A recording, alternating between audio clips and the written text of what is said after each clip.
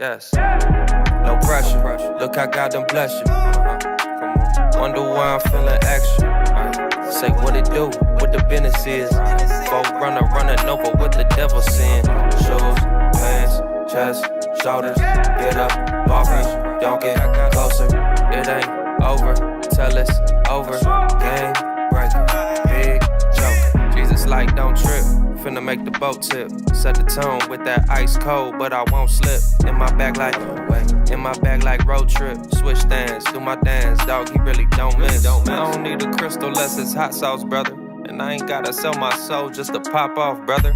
Ain't no demon time when you anointed. I keep it regal like movies and hop out like I'm getting dropped off, brother. All smelling brand new. We don't rock with the flakes, call me shampoo. We just tryna spread that light, bring them lamps through. Just got me thinking that it's nothing that I can't do. Feeling like the champ too. We just out here praising God, looking fly, you know, regular day. No pressure, look, I got them bless you. Wonder why I'm feeling extra. Say what it do, what the business is. Running over what the devil saying. Shoes, pants, chest, shoulders. Get up, off me, don't get closer. It ain't over, tell it's over. Game breaker, big joke. Y'all are crazy. I just hear all these giggles, guys.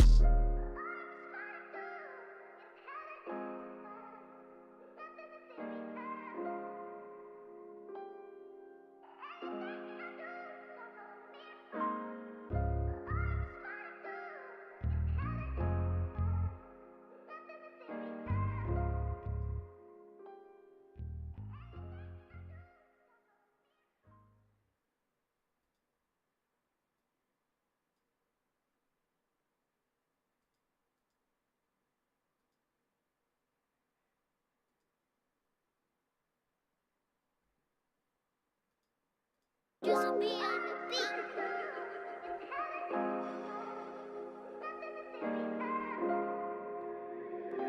Hey, AJB.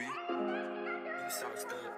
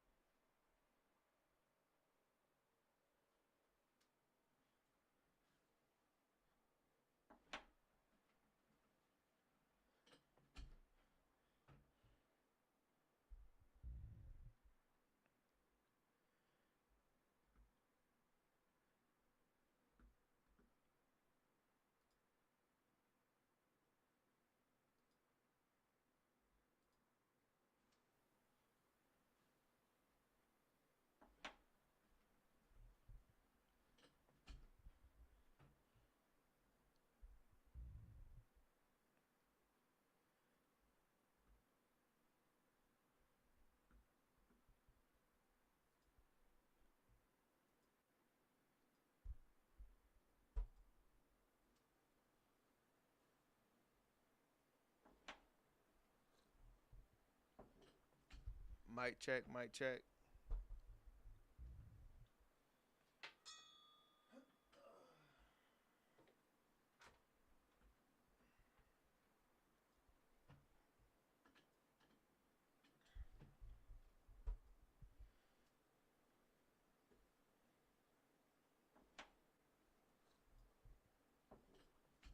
Mic check, mic check.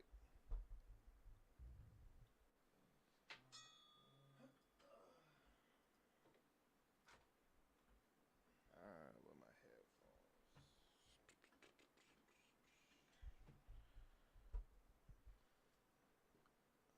All right, 1 second, y'all. Mic check, mic check.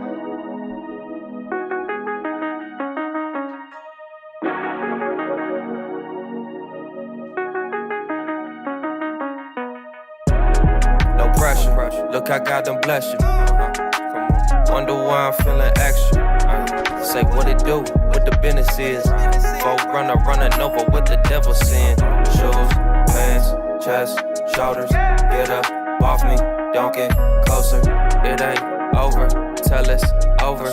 Game breaker, big joker. It's a whole lot of flexing going on. Feel like I could walk on water, lemon pepper stepper zone. We was really down bad, told my mama not for long. Held and thought they got another one, we know they got it wrong. And another thing, hold up now we don't wrestle with flesh and blood. I was out here wildin', ain't the same way that I was. Tapping when I pray, I'm tapping like I know the blood. Back up with the hate, respectfully, it's all in love. Hairline check, fade check. The only chains ain't broken is the ones that's on my neck. The coldest with some boldness got me flowing with the vets. It's all there, ain't no need to second guess. Yes. No pressure. Look, I got them bless you. Come on. Wonder why I'm feeling extra. Say what it do, what the business is. Folk running over what the devil saying. Shoes, pants, chest.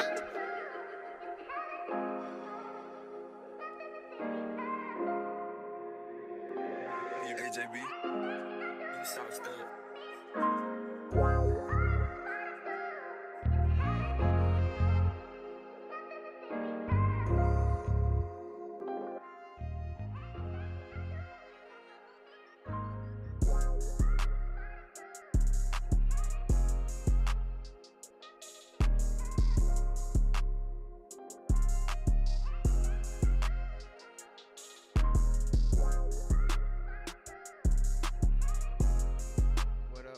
What up?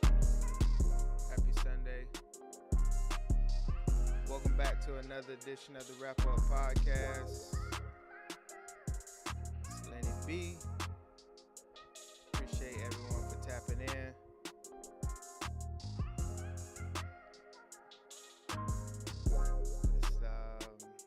Let's see.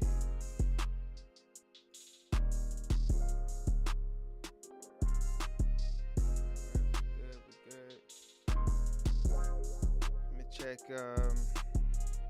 Facebook and Instagram real quick.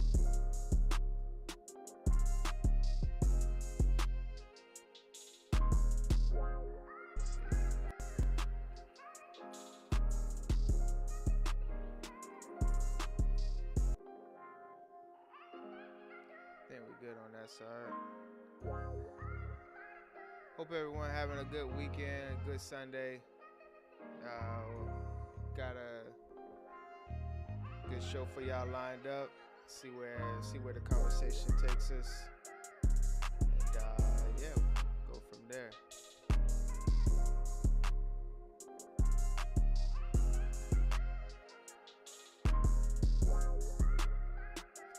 Let me pull up Reebok real quick.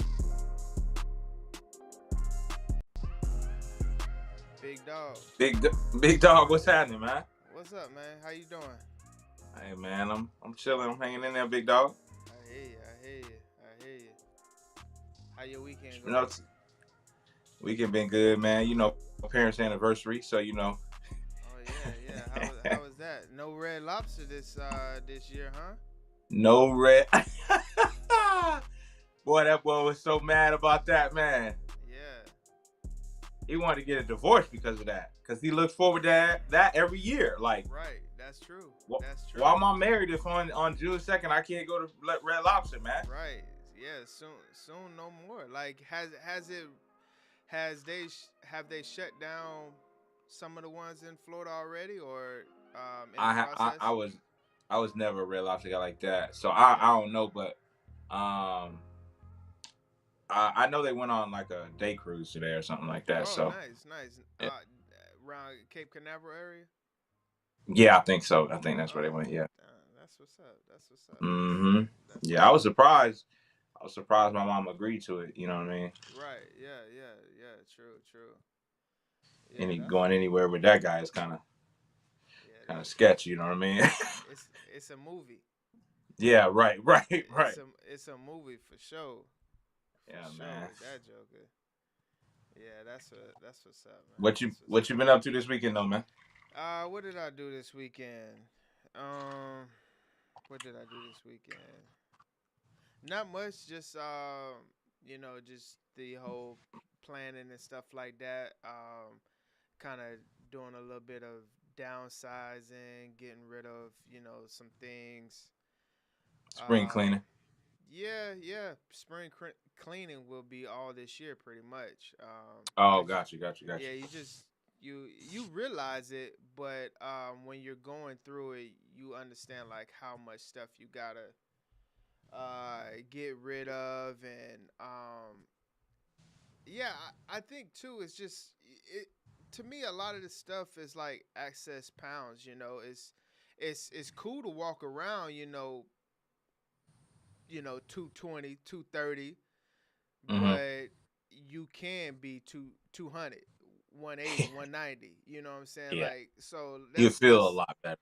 Yeah. yeah, that's how I feel about trimming excess fat right now, and things that do you really like, is it a need, is it a want, how often have you Mm. used that shirt, things like that. Like for me, I mean, especially being out here or just in general, like I wear one pair of shoes when I go to the gym, and that's like running slash cross training, and when I'm really like working out, I pretty much do it barefooted anyway. So Yeah. like I don't really need 3, 4, 5 pairs of gym shoes anymore. And whenever the gym shoes that I do have, I'ma just wear them until the soles bust. Yeah. Right. And And then I'm like, barefoot. yeah, right. And then I'm in sandals most of the time, transiting from work, and even driving and stuff like that. So I mean, that's kind of just what I'm going through, is just trimming, and a lot of planning. The planning part is the part that a lot of people don't like to do, right? It's planning without actually being able to execute, you know. Mm-hmm. So It's but this part is the hardest, I say, right? right, Because if you do this part correctly, then the transition will be easy. You correct, know, correct. like, so you get this out the way. Oh man, everything is good. Like, I done planned this, and like now it ain't. Instead of us having to do this, and this, we only got to do this. So Yeah, true. Yeah, yeah, it's definitely one of them things that kind of needs to be done. Okay. Let me know how the volume is now. Everybody out there. But yeah. So we'll get it started. With this story right here. Let's see. Make sure that's good.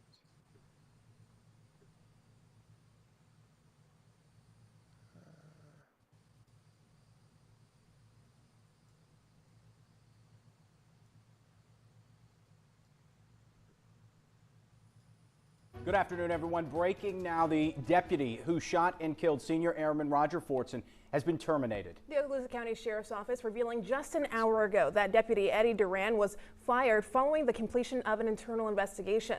The investigation determined Duran's use of deadly force was not objectively reasonable and therefore violated agency policy. This is separate from the Florida Department of Law Enforcement's investigation, which will determine if Duran should be criminally charged.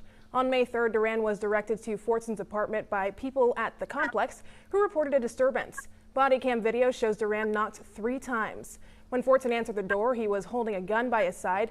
The sheriff's office says Duran confirmed that Senior Airman Fortson did not physically resist him, and the investigation concluded that Fortson did not point the gun at the deputy. Sheriff Eric Aiden said in a release, this tragic incident should have never occurred. The objective facts do not support the use of deadly force as an appropriate response to Mr. Fortson's actions. Mr. Fortson did not commit any crime. By all accounts, he was an exceptional airman and individual. Well, Massachusetts homeowners outraged this morning, and also when his family returned to his home. Yeah, so Buddy got fired, which is obviously a good thing.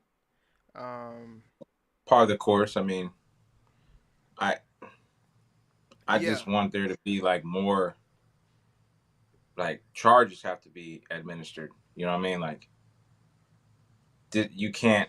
This isn't like something. A life was lost. You know what I'm saying? Like somebody has to be held accountable for that. You know what I mean? And for him to just now be getting fired, that means that there was like some a part of them that didn't want to do it. You know what I mean? Yeah, right. Yeah, and a lot of times that I've been seeing too is just like seeing how much these incidents that the police have are on the taxpayers. You know, the fines and the settlements and things like that. Those go on us. You know, if you're part of if you're a part of that county and that state, when it should come out of the attention of the police officers. Exactly. And I think we kind of talked about it on one of our episodes where it's just like, if you don't really have any, real punishment, especially when it hits your pockets, you can go out there and use deadly force as the first, offense. Option. Yeah. Yeah. So that's good that he lost his job for sure, because that is definitely something that could have been prevented. So I was kind of watching a couple stories on police brutality and things like that, and it really is a training flaw that we have in the U.S. where I think the whole training process should be overhauled that we have for police forces, and something that should be kind of, looked at, more thoroughly. I just think there needs to be a strong emphasis on de-escalation. So, like how sometimes on the ship they'll have like safety week, like DCPOs do like a whole week on safety, like Monday through Friday, 40 hours, 8 hours a day. It don't matter what department y'all on, like y'all are gonna learn like safety of the ship. I think they should do the same thing with like however long police academy training is, add an additional week, right, and have it to be de-escalation, because a lot of these are and correctly identifying when to use deadly force. You know what I mean? Like, so it's just, I think that the training. Yeah, and even like when you look at aviation and stuff like that, we'll have like a whole week of just straight shutdown.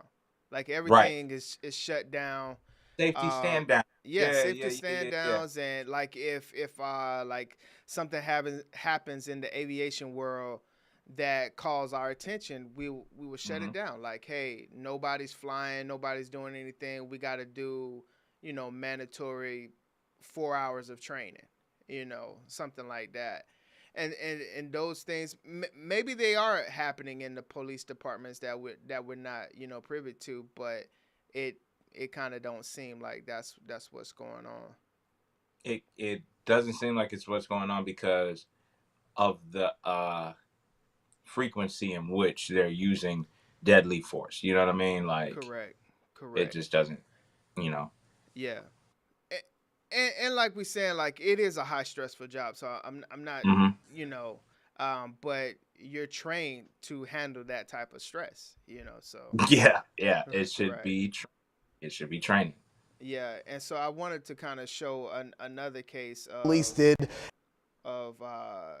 You know, police kind of not using their training the way they should.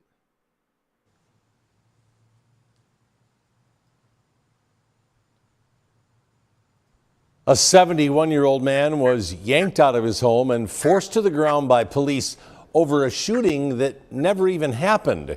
As WDRB's Gilbert Corsi tells us, the city is now paying for it. Gilbert? Yeah, that's right, Scott. For years, we have been investigating settlements related to police misconduct within LMPD. The price tag for taxpayers hit more than $40 million last year. And now you can add $250,000 more to that tally for what police did at Frank Serpaglia's front door.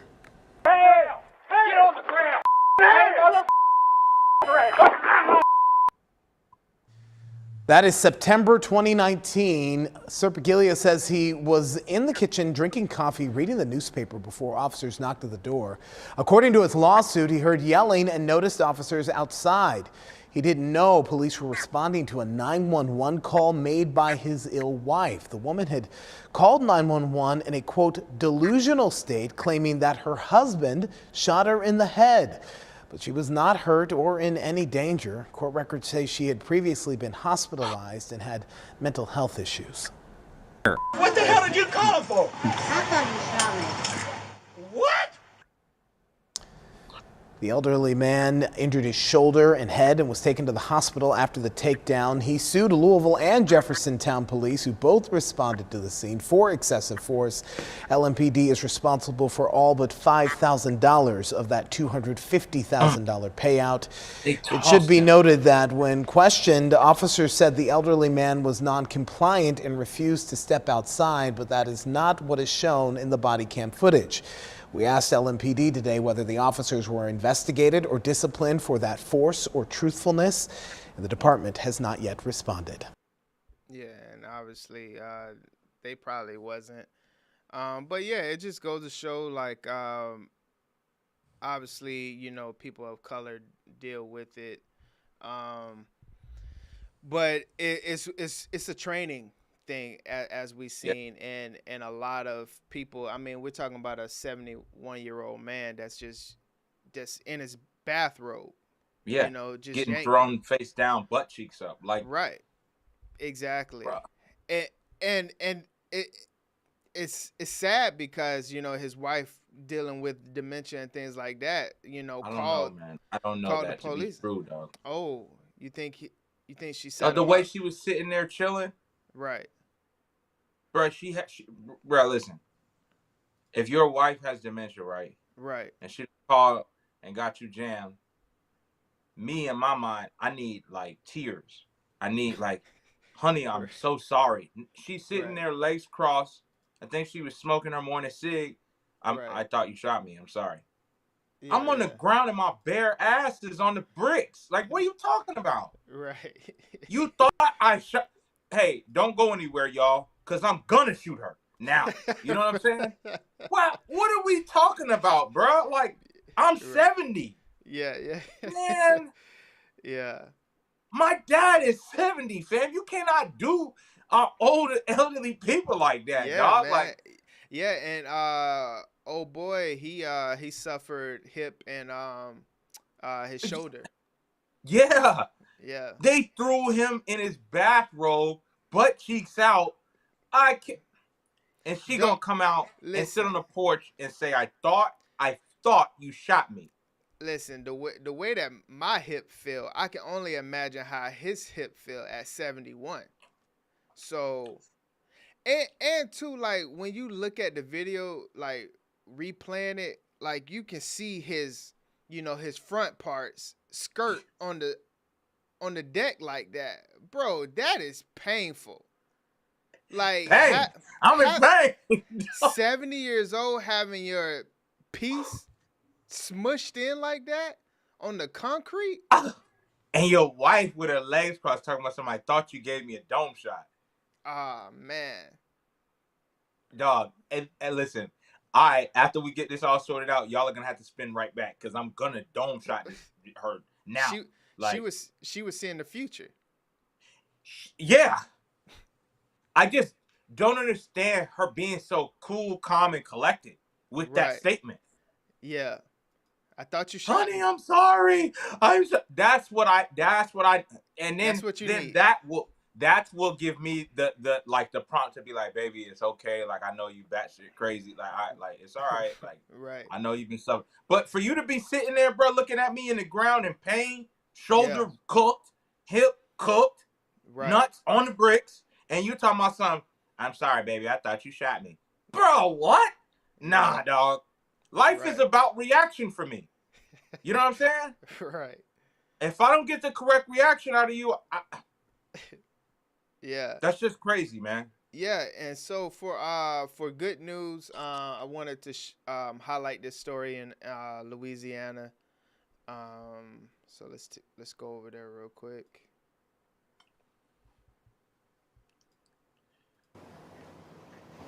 Good evening to you, Travers. In Judea, 4 African-American young men were crowned valedictorians of their schools across Orleans Parish. I first brought you this story last week where I spoke with 3. Well, I could not find the 4th, Mr. Elijah Hogan of Walter L. Cohen High School. Well, I found out today that that's because Elijah actually lives here at the Covenant House, a homeless shelter.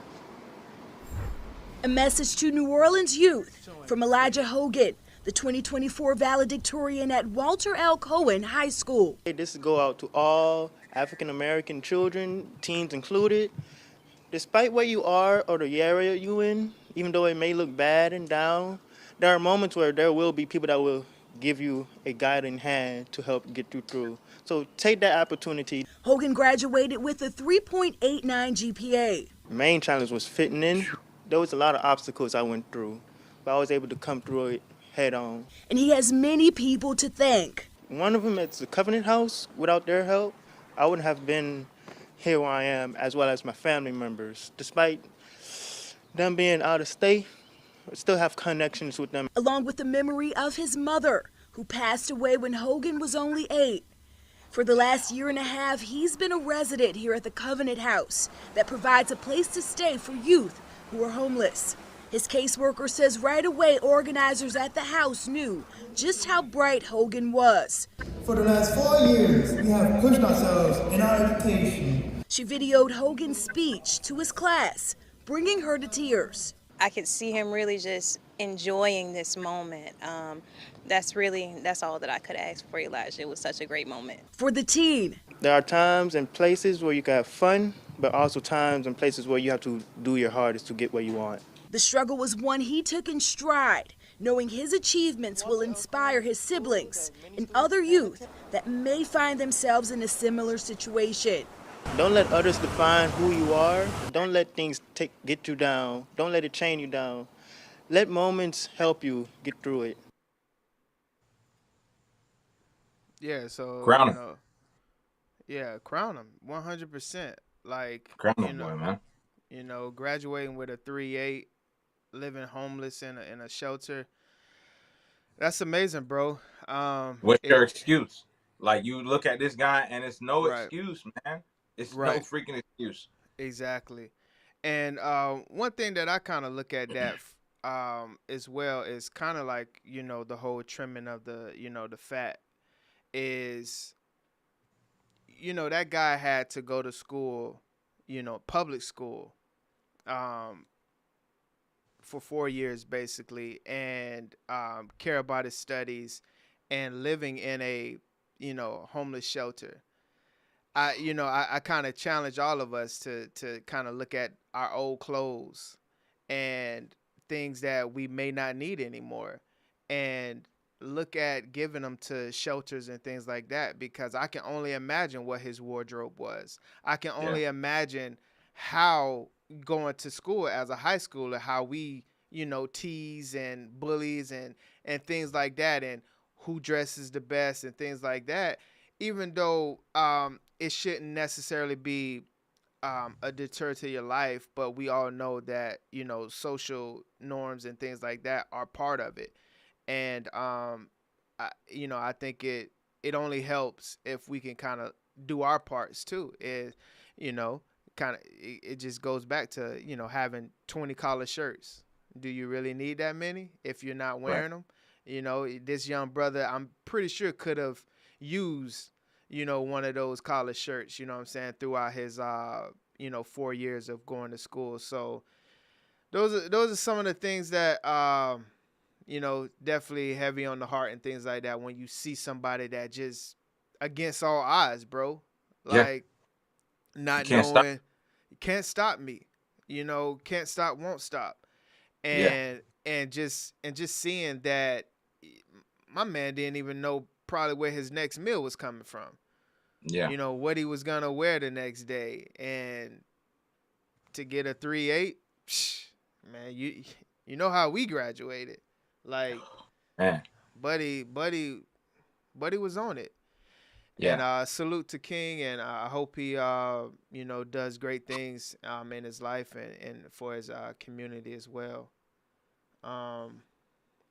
Let's see.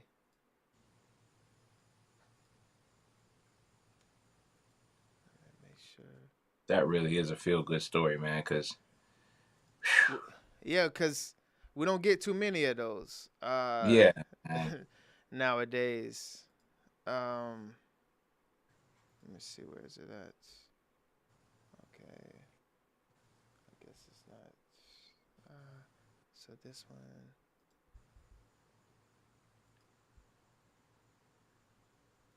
So have you seen this person right? Well, these two people right here. Let me just show.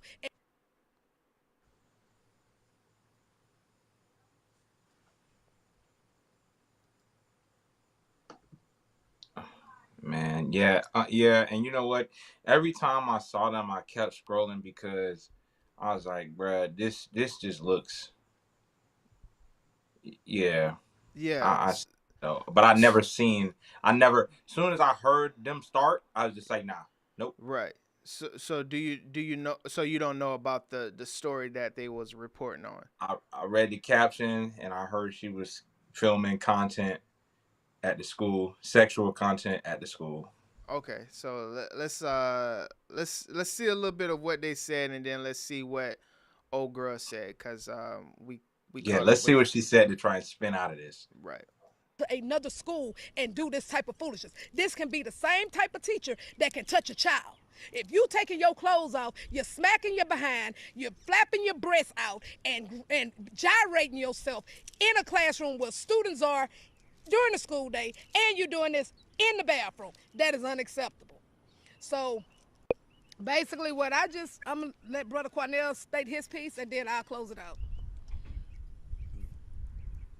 You really can't make this stuff up. It is absolutely appalling, shameful, and frightening that these are the type of educators that are in an elementary school teaching our children. When parents send their children to school, they believe their teachers are people of the utmost highest character. But now we got a teacher in the classroom on school hours, stripping down butt naked, bending over, and showing everything on the video, and all you could see was cellulite hanging in pubic hair. This is a disgrace and a shame that this is the type of educator and teacher that is in the classroom. Right. What are they doing? So that was them trying to, get her fired. So this is her response and, to the situation. And new tonight, a former teacher admits to KHOU11 she recorded explicit videos of herself inside a Lamarcy ISD school, but says those videos were meant for her ex-boyfriend's eyes only. Now she claims he is using the video as so-called revenge porn. Jason Miles spoke with her today, and he's live with more on what she has to say. Jason?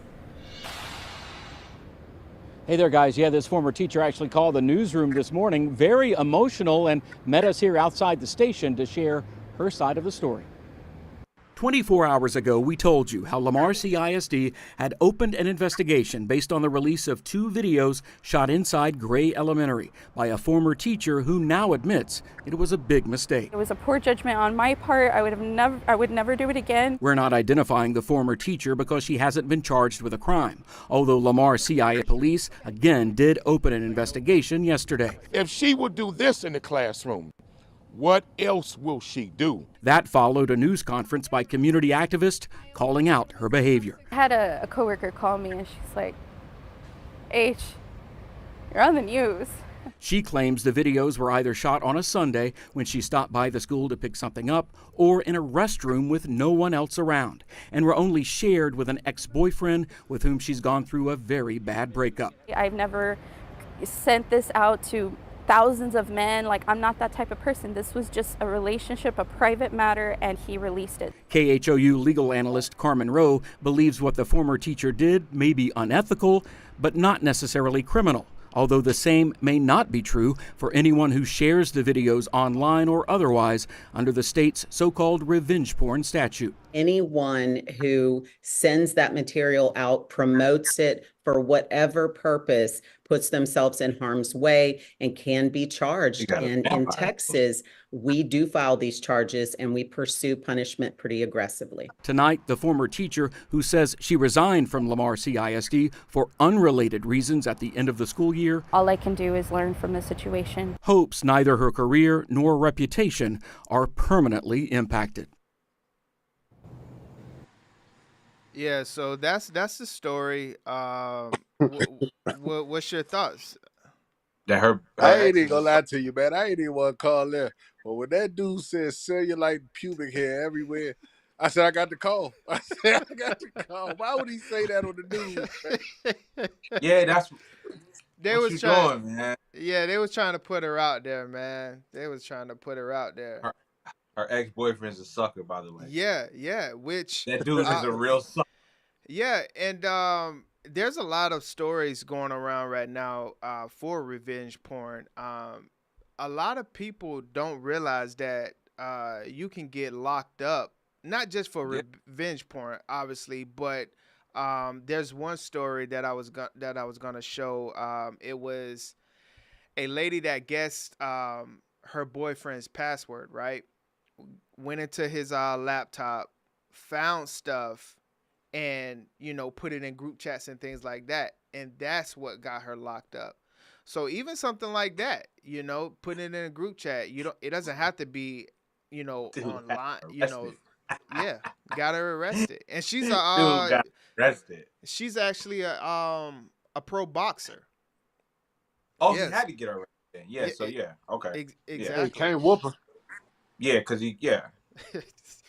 she was gonna bust dude. She was gonna knock dude's teeth out. So he was just like, "Nah, you're going to jail." Nah. Other than this one though, I thought you shot me is crazy. Yeah, that's heavy. Oh, you bro. just wait. You just wait. I'm going to. I'm going to. She was sitting there. She said, "Well, I thought you shot me." What? It was just too calm for me. Like, it was just too calm for me. That's all. Yeah. Yeah, nah, that was mortifying. That's the correct word, because if your news get leaked like that of you getting down in an elementary school bathroom like that, man, that dude he never loved her, dog. He's a sucker, man. Yeah. He's a real sucker. Yeah, because when I saw him, I was wondering, like, man, like what type of woman would put that out there? What did she actually look like?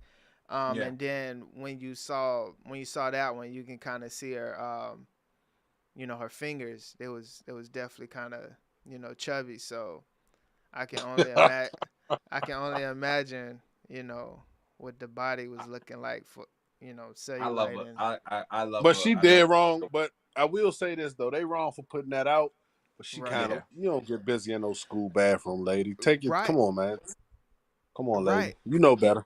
Yeah, and on top of that, they said that she had her school badge in the video. You know what this things- was? How freaky you trying to be, bro? You know what what this I'm saying? was? I had it all wrong. I said he never loved her. I'm looking at the chat. Keish was like, he never even liked her. Dog, that's for real. That's for real though.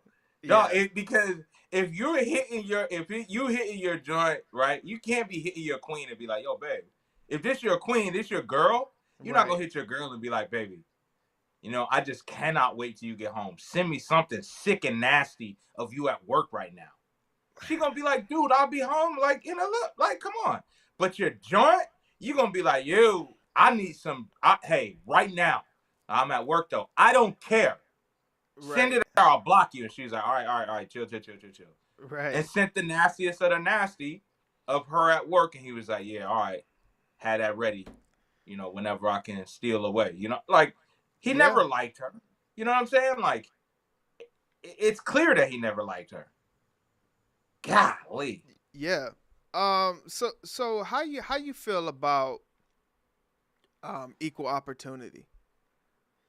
I love it when it's exercised. It's just it's not exercised enough. Right. I'm not a fan of equality. I'm a fan of equity. Man.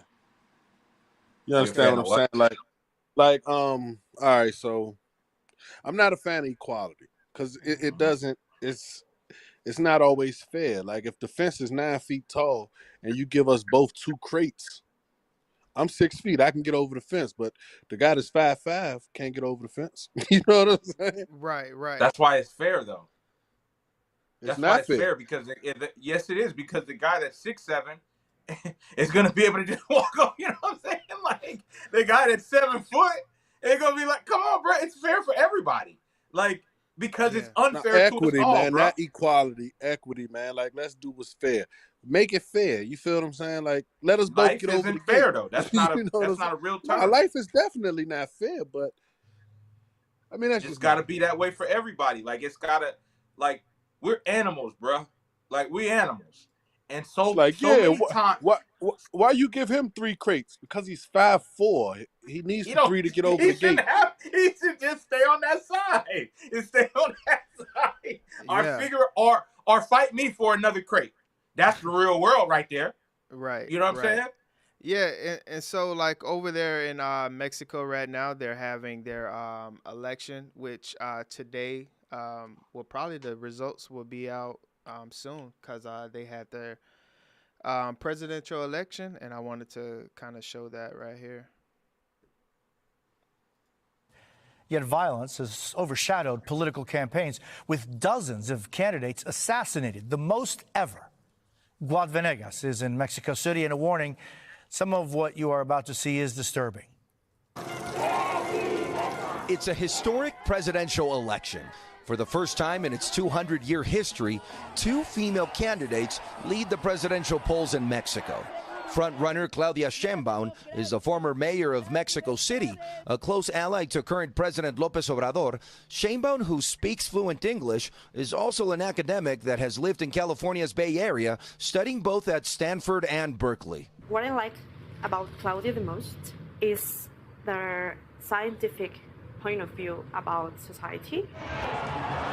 Sheinbaum's top competitor is Xochitl Gálvez, a businesswoman and former senator known for her center-right politics. But the historic moment of this election is overshadowed by fear, violence, and death. Dozens seeking office in Mexico this election cycle have been assassinated. Some of the attacks caught on video as the country falls victim to criminal organizations.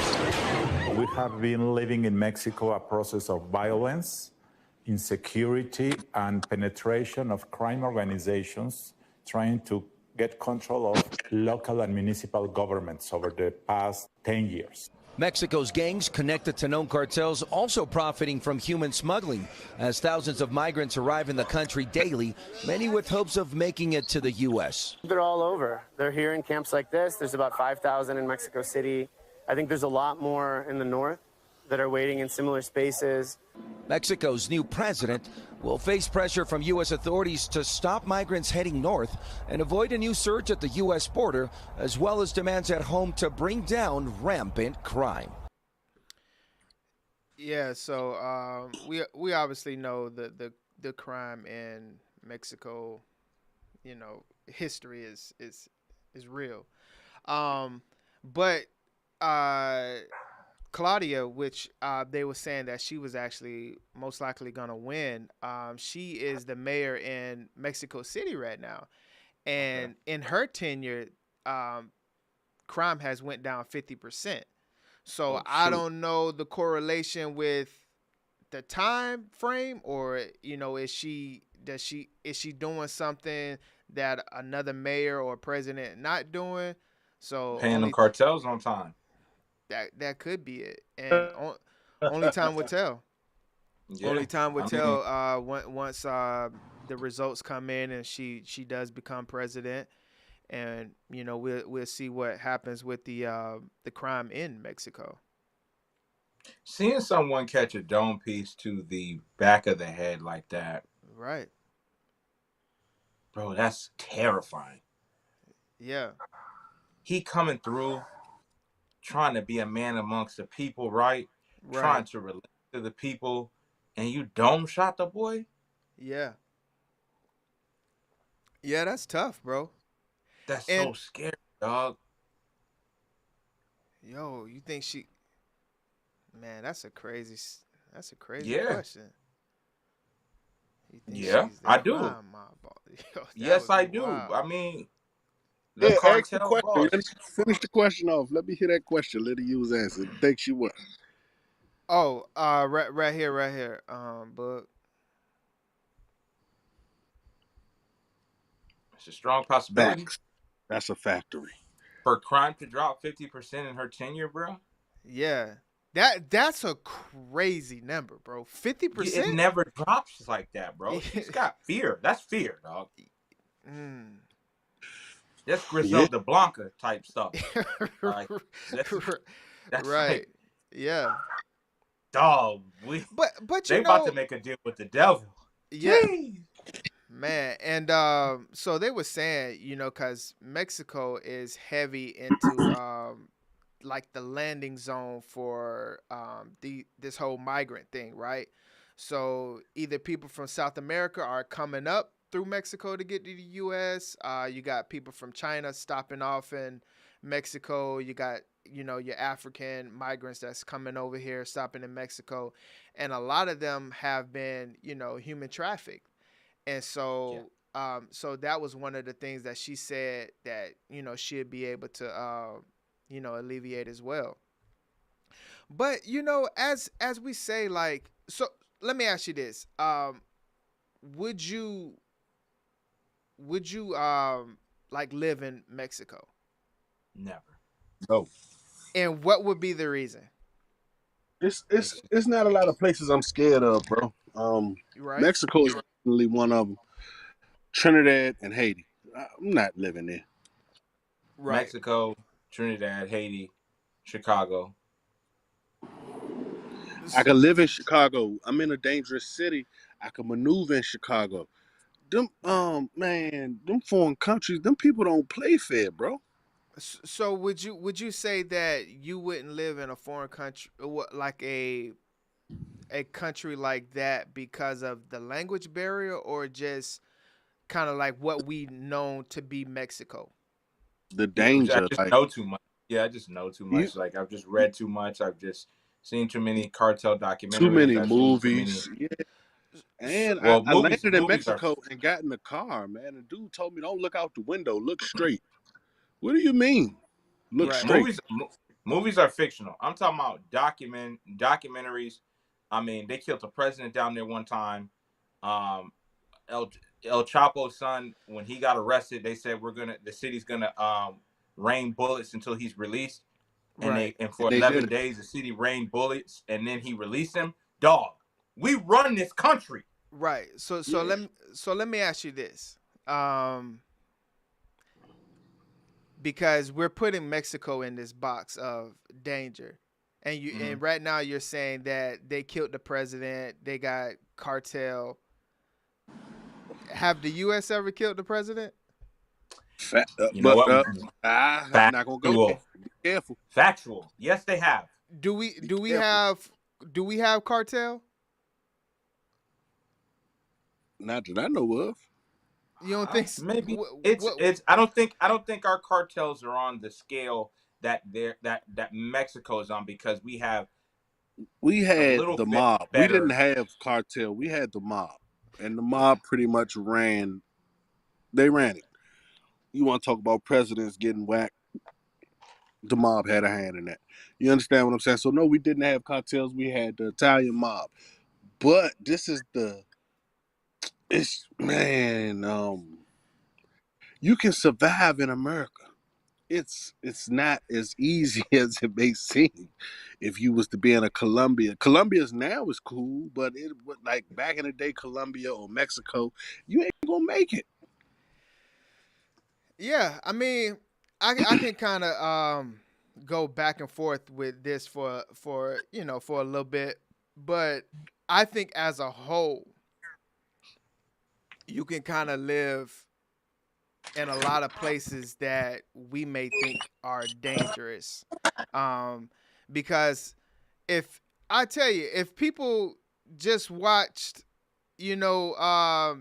all the stuff about the U.S., if they just watch this show, they'll be like, I would never live in the U.S. Yeah, this is a third world country. Yeah. Right. So I think now if you move to a good area, of course you could survive. But I'm definitely not here to have that conversation of deterring, trying to change your mind on living somewhere. It's obviously kind of case by case and how you feel about I guess foreign travel and living somewhere anyway. But I don't think that is. I think if you can live in the U.S., you can live in most places. And I'm not saying that the U.S. just has, all the crime, which, we do have a lot of situations going on, but I would take my chances in a different country other than living in Chicago or living in New York right now, in certain parts of, Cali and just different places. So yeah, that's but yeah, so yeah, y'all do feel like, women rights, equality that way, right? Like that's a good thing to see a Mexican woman, most likely. Yeah, I'm all for women's rights. You know what I mean? Like, hell yeah, like I love it. You know what I mean? Like equal opportunity. I'm very much a fan of that. Right. Yeah, women's rights, equal opportunity when it comes to that. When it comes to sporting events, what do you think about sports? Like if they was able to, survive in the NFL or NBA? Impossible. No. But, see that's delusion. And okay. That's not necessarily equal opportunity, because what's going to happen is that right now, because it's never been done, there's people out there that'll be like, no, we need a shot. You put a female, you know what? You put a female on a grown female on a JV team, right? High school. She's going to get her block knocked off, right? She's going to get maimed or injured. And then they're going to be like, why'd you let her do it? And they'll be like, equal opportunity. And they'll be like, no, this is where we need to start with the rules and stuff like that. So I don't think it ever needs to happen. I think that our physical makeup, men and women, are different.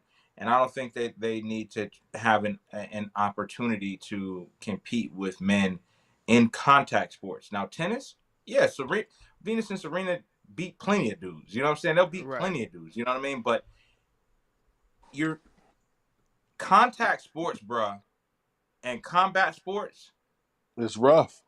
It's rough, bro. Like I'm not okay with that. Like, imagine Aaron women Donald, shouldn't be either. Imagine Aaron Donald hitting Caressa off off the edge. See what I'm saying? Right. Full Yeah. speed. Yeah. So Romania is a place that it seems like they are looking at putting women's rights to, up front and equality. So I just wanted to show their new MMA league of women's rights. She about to get beat bad. Oh man, two of them. He's chasing her. Come here. Come here.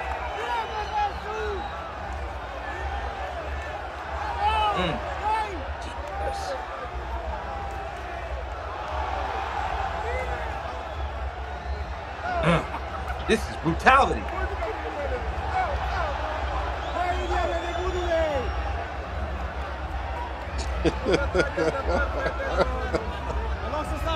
You keep catching that foot.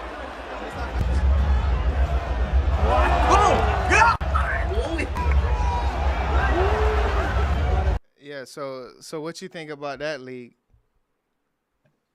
As long as it's 2-3 on one, we might be all right. And I tell you one thing, cuz if they keep this up, right, and then they scale it back to maybe 1-on-1, those Romanian women in about 10 years gonna be hell, bro. Golly, they gonna be hell. Because they're gonna adapt. About 10, 20 years, they gonna be really built different, and they gonna be coming over here and they're gonna dominate Olympics. Because they've been fighting men their whole life. Nah, bro. The way he chased her across the cage is crazy. He said, "Come here." Yeah, come here. Right. Yeah. Kind of just speaking on, living in the U.S. versus living Mexico or something like that.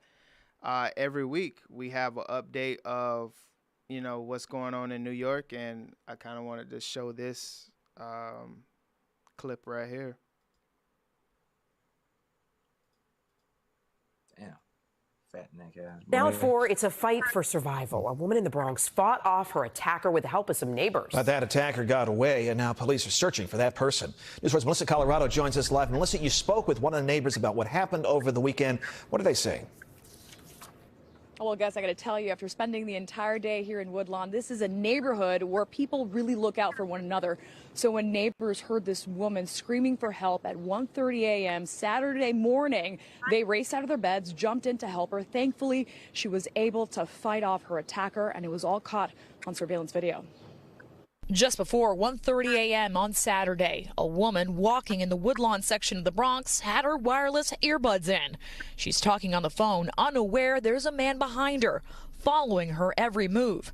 Another camera positioned near East 235th Street and Vireo Avenue shows what happens next. The man puts his arm around her and pulls her down to the ground. That type of aggression to me seemed very premeditated and very violent. Video shows the woman fighting back and wrestling her way out of his grip. The minute you hear something out of the ordinary, you act. Her screams wake up the block. I think it was a saving grace that the windows were open. Another camera shows the man running away on Vireo Avenue. I think that is the reason the criminal took off and probably saved the girl's life. But she was remarkable. One neighbor who helped the victim says the attacker didn't try to steal her phone. She believes he tried to sexually assault his victim. Horrifying. I have a 27-year-old daughter who comes home at night. Neighbors are sharing the video on social media. Thank God for the footage, because we wouldn't have known about this, and that scares me. And asking police to add patrols in this neighborhood. Yeah, so obviously every week we're getting a story of just random in the street. But I will say too is it does seem a lot of distractions, right? This girl right here, 1:30 in the morning, with her headphones in, distracted by her phone. Obviously, that's not a reason to get attacked, but it kind of goes back to just being vigilant. Getting to where you need to get to, regardless. Keeping your head on the swivel. Yeah. Keeping your head on the swivel, moving with purpose. Yeah. She's wandering pretty much. Right. 1:30 in the morning. It's just like you never know. As a as a man, walking by myself 1:30 in the morning somewhere, I'm getting to where I gotta get to. Like so, especially like for a female, like And as much as women are attacked, I tell my wife this all the time: women don't know danger. right. You'll be They don't in the have that. They don't nastiest. have that sense of danger like we do. Yeah, you're You'll right. be in the most roughest part of town, and they'll just be taking their time getting to the car. Hey, come on, man. Right. Let's Help me go. sit down and take this heel off. Get in the car. Yeah. Heel off. They about to take your head off. What? In the car. Right. Yeah. And yeah, so I wanted to let me see. Do y'all use DoorDash, or do the women in the chat use DoorDash? Every day. I've used it before, yeah. Yeah, I drive for them too. Yeah, how do you feel about the people that deliver your food? Oh no. A young woman. Right. You gotta be. I'm a DoorDash driver, man. I mean, it's all walks, man. Right. Shout out to DoorDash. Shout out to DoorDash. It's all walks, right? It's just all different types of people that handle your food. Our food. Yeah. And we don't really think about who we just look at the convenience. The convenience. We're looking at the logo, right? Yeah. So we're looking at DoorDash, then we're looking at the restaurant or the grocery. I think you can get groceries, right, with DoorDash. So you're never really thinking about the actual person that is, handling your food at the restaurant and handling your food that is delivering the food. Hold on, so you can say I don't trust them. Someone ate my food and delivered the shit. Eat this. Eat this. Yo, and still wanted the tip. Eat this. Eat the scraps. Nah, dog. Nope. That's crazy. No, man. I don't deserve this. What? Like. Right. And so I wanted Scraps. to show. Yeah, I wanted to show a delivery driver. I want to say this is Vegas. Hold on. Yeah, if I'm not mistaken, this delivery driver. Oh no, I'm sorry. Phoenix. Okay.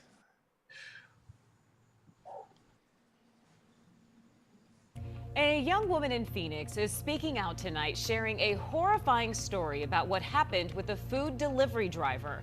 Good evening, and thanks so much for joining us for 12 News at 10. I'm Kariba Devine. I'm Mark Curtis. After dropping off the woman's food, which is disgusting when you hear what happens from there, the delivery driver comes back and exposes himself at her front door.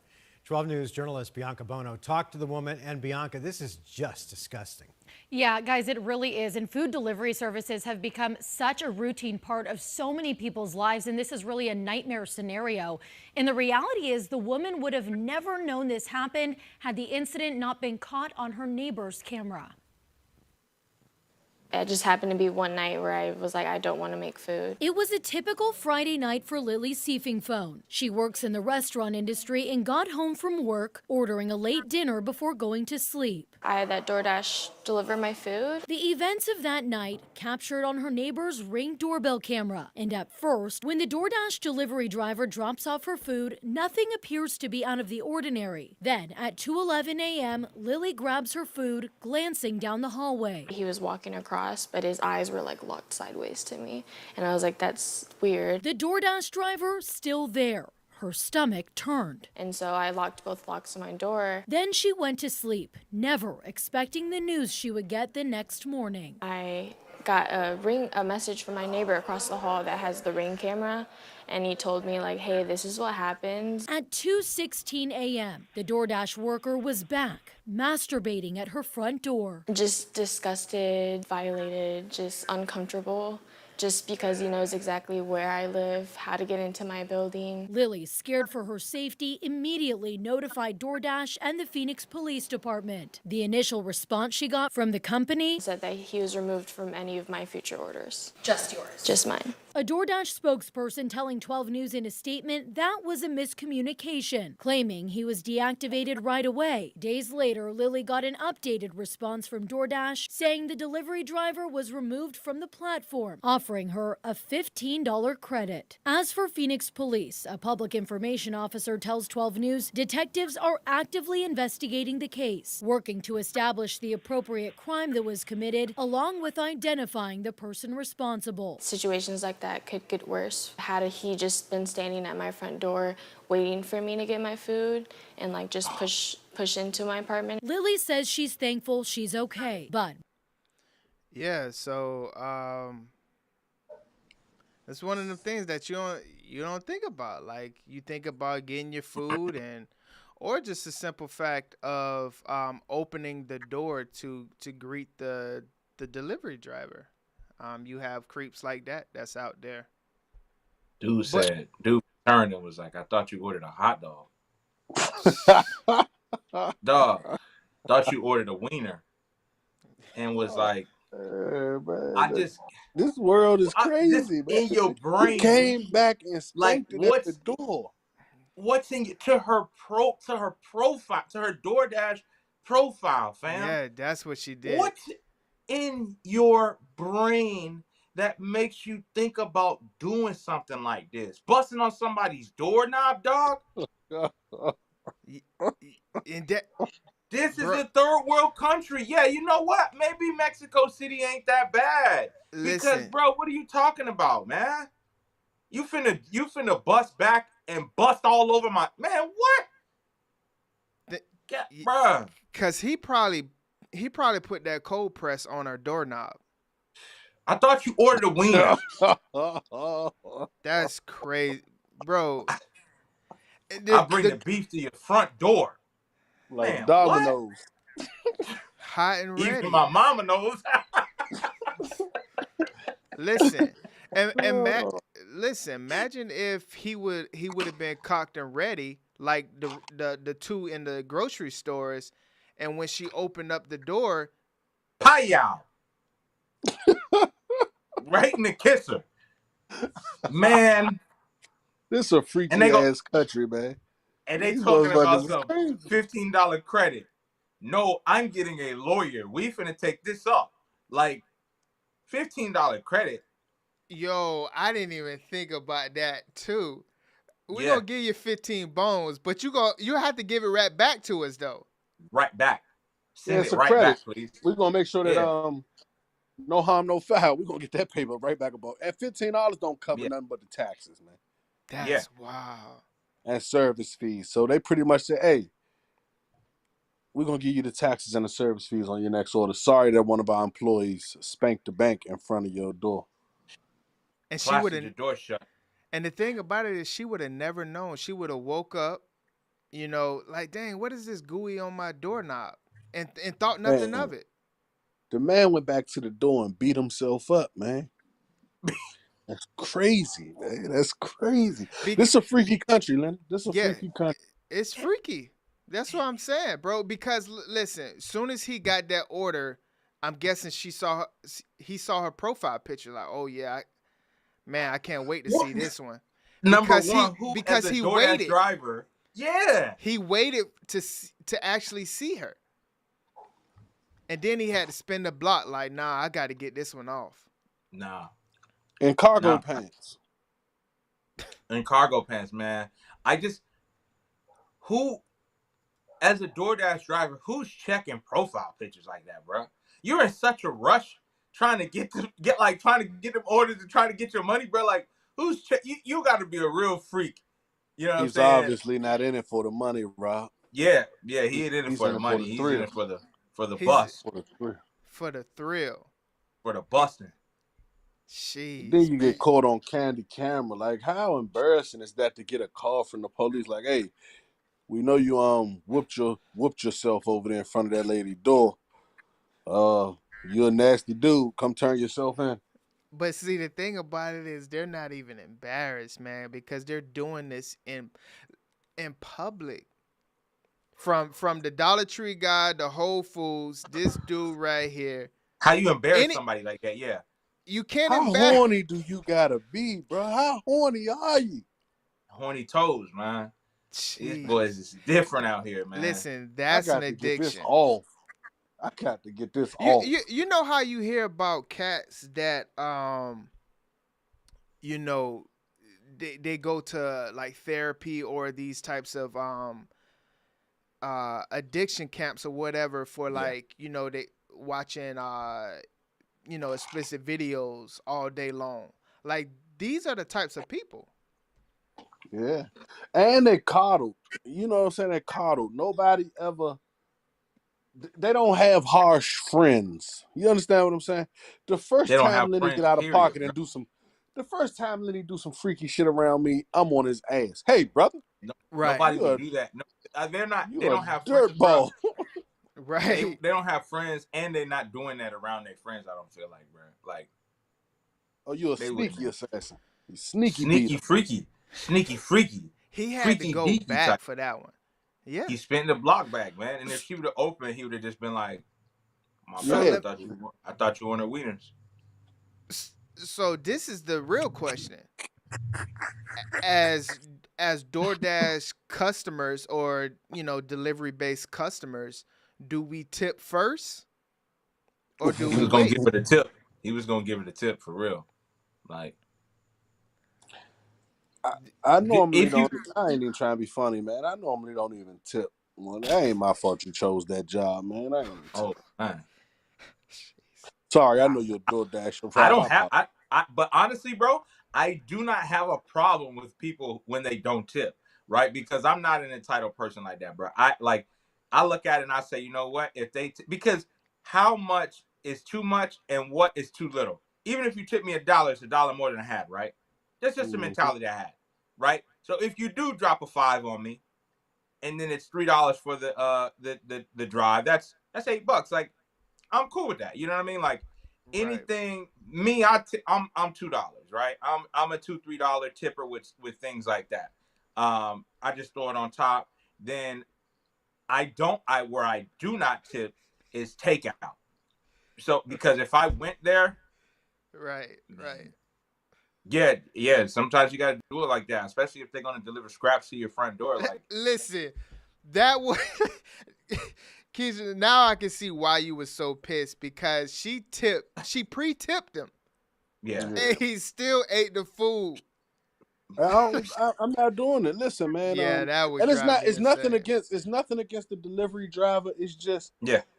they tack on so Yeah. much They taxes do. for a $9 meal. You charging me $30. Yeah. I don't want to tip now. Yeah, those Yeah. fees are ridiculous. And the drivers don't see any of it. That's what's so crazy about it. It don't go up for the drivers. So it's like, what are these fees for? You know what I mean? Like, I'm sorry. it's crazy. But I'm not tipping for takeout though. Like if I go there, like I would rather send my tip to the cook. Yeah, And I can't, 100%. So hey, thanks for cooking this for me. Like, you know what I'm saying? I'm out. Like, Right. Maybe she didn't tip. That's probably why he violated her. Like, you don't want tip, do you? I got something for you. I got a tip. Pre-tipping gets your order picked up and delivered faster though. I will say that. And it gets it pushed to the top of the queue. Yeah, It's tough. Yeah. It's tough to pre-tip now because yeah, when I do use it, I'm a pre-tipper, but now I'm starting to think like, man, They done dug in your joint and had a couple fries. oh man, I just try that's and crazy. I just try and pray, man, and just keep my karma intact, bro, and just hope nobody play with my food like that, bro, because honestly, bro, I'd rather you sock me right in my nose, bro, rather than play with my food, bro. Like that's the worst thing you can do to somebody, dog. Like that's pure sickness. Right. Yeah. So let's go over to LA real quick to do this quick story. Somebody sent me this one, so I had to showcase this one. Thank you so much, Kalina. We are following a startling story this morning. Video of a crash caused by a man throwing rocks. Assignment manager Mark Lou is at the desk to walk us through what happened. Mark? Yeah, Sheba, so the video you're about to see was shot by an independent journalist overnight. There are groups of these journalists, we call them stringers in the TV business, that drive around the city looking for breaking news and then sell that video to TV stations like KCAL. In this particular case, this stringer shot video of a man that was throwing rocks on the 110 freeway when a motorcyclist hit one of those rocks. Take a look. Hey!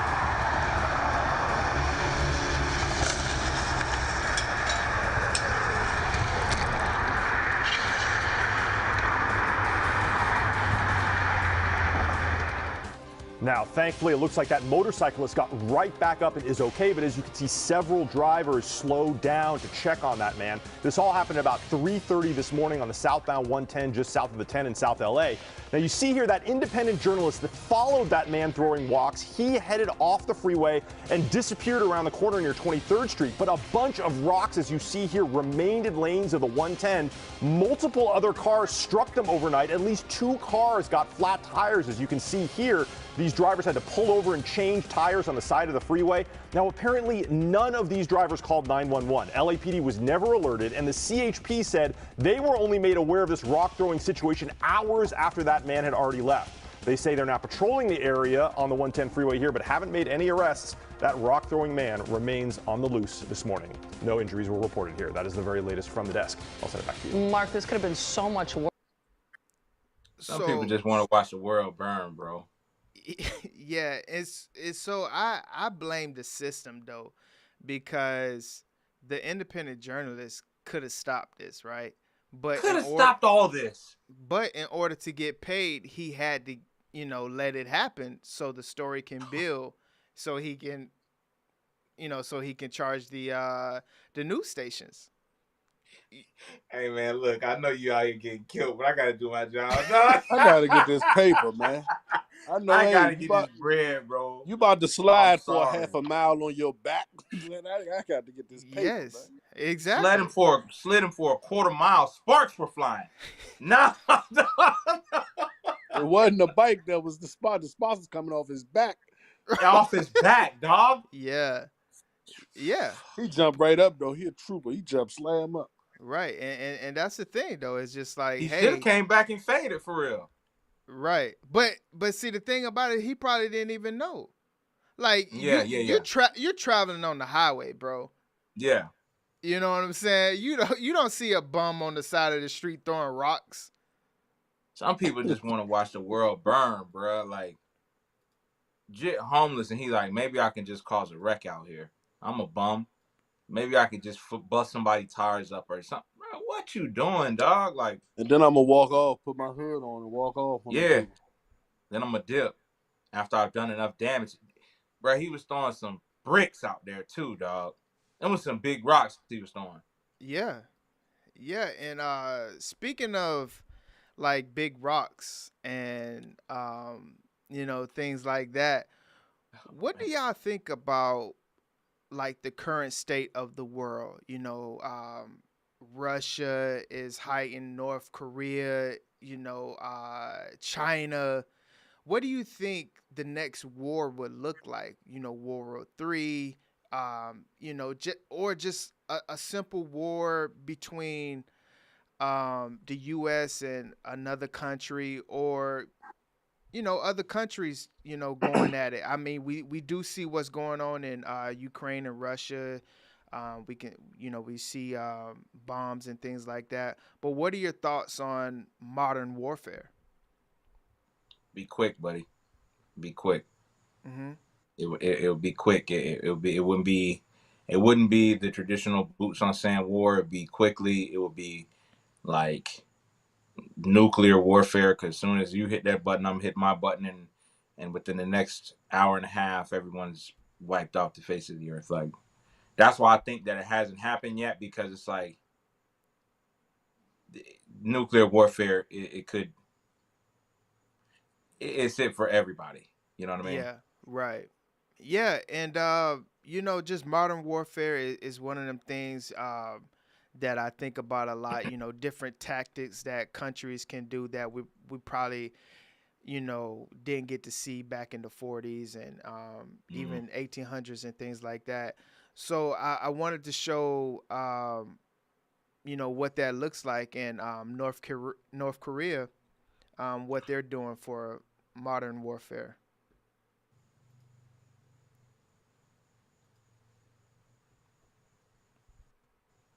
Oh, man. Wars, elections, diplomacy. The world is busy with a lot right now. But trust North Korea to always mix things up. It has launched an attack on the South, but before you imagine missiles, let me stop you. This attack involves balloons, and not just any balloons full of feces. So is North Korea trying to go green? Or has their waste management system failed? And while this whole story may sound absurd, Kim Jong-un says there's a reason for this trashy attack. Our next report explains. Look at a gunnery school in Fort Monroe. In the annals of history, wars have been fought in multiple ways, with weapons, with resources, with ideology. But North Korea is fighting a conflict in a new way, with feces. Yes, you heard that right. It's a trash war, and South Korea is bearing the brunt of it. On Wednesday morning, Seoul had a warning for its residents. They talked about an air raid from the north.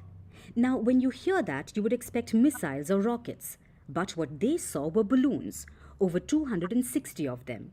They were found in 8 provinces of South Korea. And once opened, they were filled with trash, waste, feces, and more. It was so creepy and scary. That balloon could have fallen down because North Korea designated a specific target.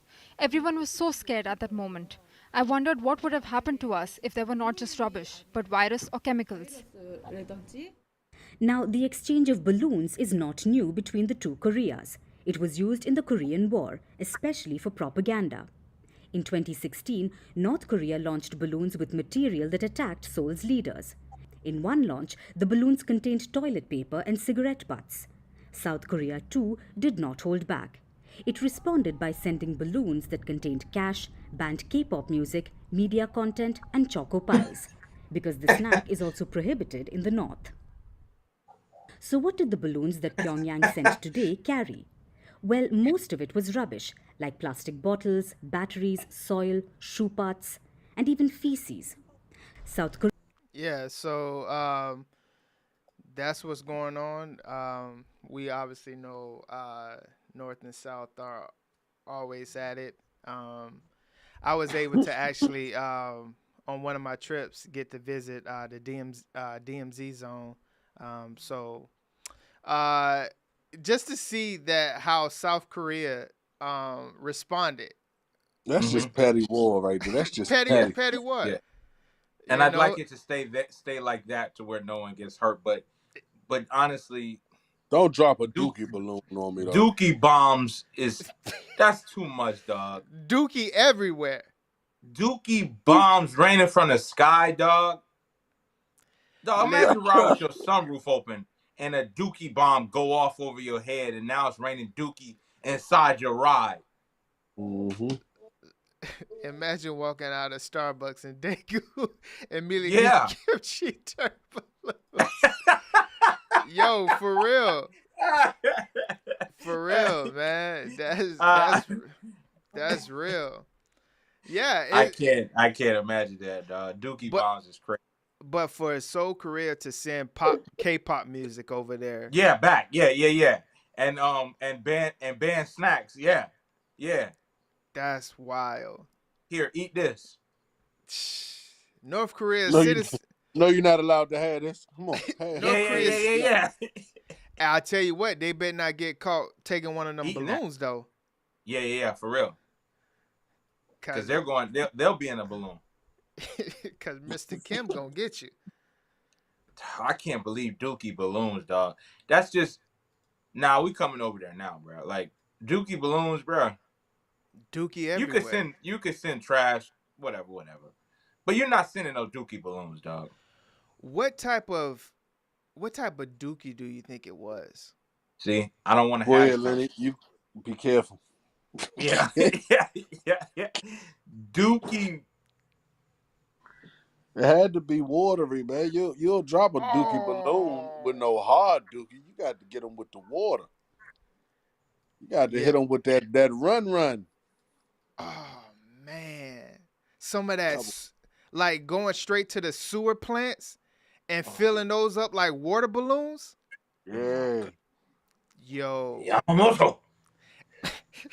That's it. You know what I'm saying? Like, and probably they probably put them on timers. Yeah. Oh man. So they can bust all over like school zones and restaurants. You know, grocery stores. Wartime. War. It's wartime.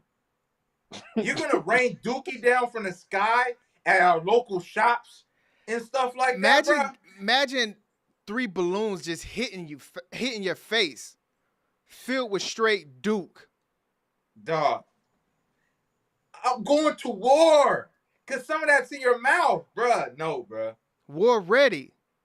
I'm war ready, man. It ain't a shower good enough, boy. Whose job was it to fill them? That's a good question there, Kathy. They probably gave them the illegal snacks. Took minimum wage to fill up these balloons.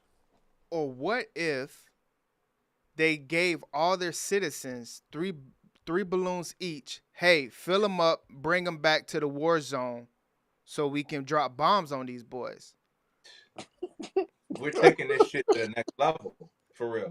Like literally. Bombs over Baghdad, nah. Watch this. Bombs over Daegu. Bombs over Seoul. That's disgusting, Letty. Where do you find these stories? It's man? gotta be war after this. It's wartime. You dookied on me. There's no other way. I'm about whatever. Bro, I'm ready to get down and dirty now, bro. Like, cause I'm down and dirty. Down and dirty. Bro, you've already covered me in Dookie. Listen, you don't do that to somebody, bro. Like, violated you. The ride home to get to the shower has to be insane. Might be all up under your nails and everything. Because you gotta think. Cooked. You gotta think about it. It wasn't fresh Dookie. Yeah, that girl had been cooking for a minute. They was cooking it. They probably let it steam a little bit so it can be hot Duke. Tuberculosis. Yeah. Here's a shot of Hyundai Sonata is cooked. Here's a shot of TB. Sorrento is just tuberculosis. Here's a shot of TB for you. Man. God, man. Because after all the Dookie is on the side streets and all of that, now the flies are coming in. Man. Modern warfare, man. Oh, Naya, why we gotta take notes? Naya's a wild. She wild, bro. She wild. She's saying good job. This is good. Keep it up. Good. What? That's disgusting. It's crazy out there, man. It's crazy. You know, they not trying to be funny, but you know that's what they do to COs in jail, man. They get a shampoo bottle and they sit there for days at a time filling that shampoo bottle up with urine and feces, and they shake it up and they put like hair cream in it, like something that you would shave with when you walk by, and they squirt Splash. you with it. Splash. Yeah. Nah, Knock your mustache off. Like Nickelodeon. Slime them. Jesus, man. Yo, Ooze. Ivan Ooze from Power Rangers. Secret Ooze. Secret Ooze. Ninja Turtles. Yo, Ivan Yeah, Ooze, please. dog. Putting that ooze all over you from them balloons. That's disgusting. Man. That's crazy, bro. Yeah. Yeah. You just never know. We think about, like you said in the beginning, we think about nuclear. They were sending nuclear Dookie over. Nuclear. Nuclear bombs. Nuclear bombs is crazy. Nuclear bombs. Nuclear bombs is crazy. We sending nuclear bombs at y'all. Bombs is crazy. We have to go to war after this, bro. Like, nah, man. Nope. What's gotta up, be war Sean? now. What you think about those nuclear bombs? Big Sean. You're. What up, man? That's nasty. See, That's all he got for you. Because the citizens are the ones that have to clean that up. Yeah. It's crazy. Shit just got real. Who else pays? But in any type of war, any type of disagreement between governments or anything like that, who else pays for it but the citizens? That's true. Yeah, man. You think they go to war now that Joe Biden gonna get hurt? It's gonna be us. Yeah, that's true. And they're paying for it because they're getting the Dookie rained on them. You know what I'm saying? Like, right. Yeah, Dookie Air Raids. It's gonna be us. They kill the whole economy, bro. We suffer. We pay higher gas. We pay higher inflation rates. Them dudes are rich. They don't care. Yeah, for real. It's us that struggle and suffer, man. So right. I ain't gonna get all deep into it. But don't drop no Dookie over it. Drop it on who hurt you. Who hurt you? Yeah, right. Same thing with the protesters. I can't help you out here, brother. I'm just trying to get out the work. Hold on, you know bro. what I'm I saying? ain't got nothing to do with Joe Biden. Never met him in my life. You mean to tell me I'm Right. walking down the street and get a Dookie bomb dropped on me and I ain't got nothing to do with nothing? I ain't even vote. I ain't vote. Right. Yeah, and kind of going to the later part of the show right here. Switching gears to more. Just wanted to show this piece, and then we're gonna get into our real conversational piece. But I wanted to show this.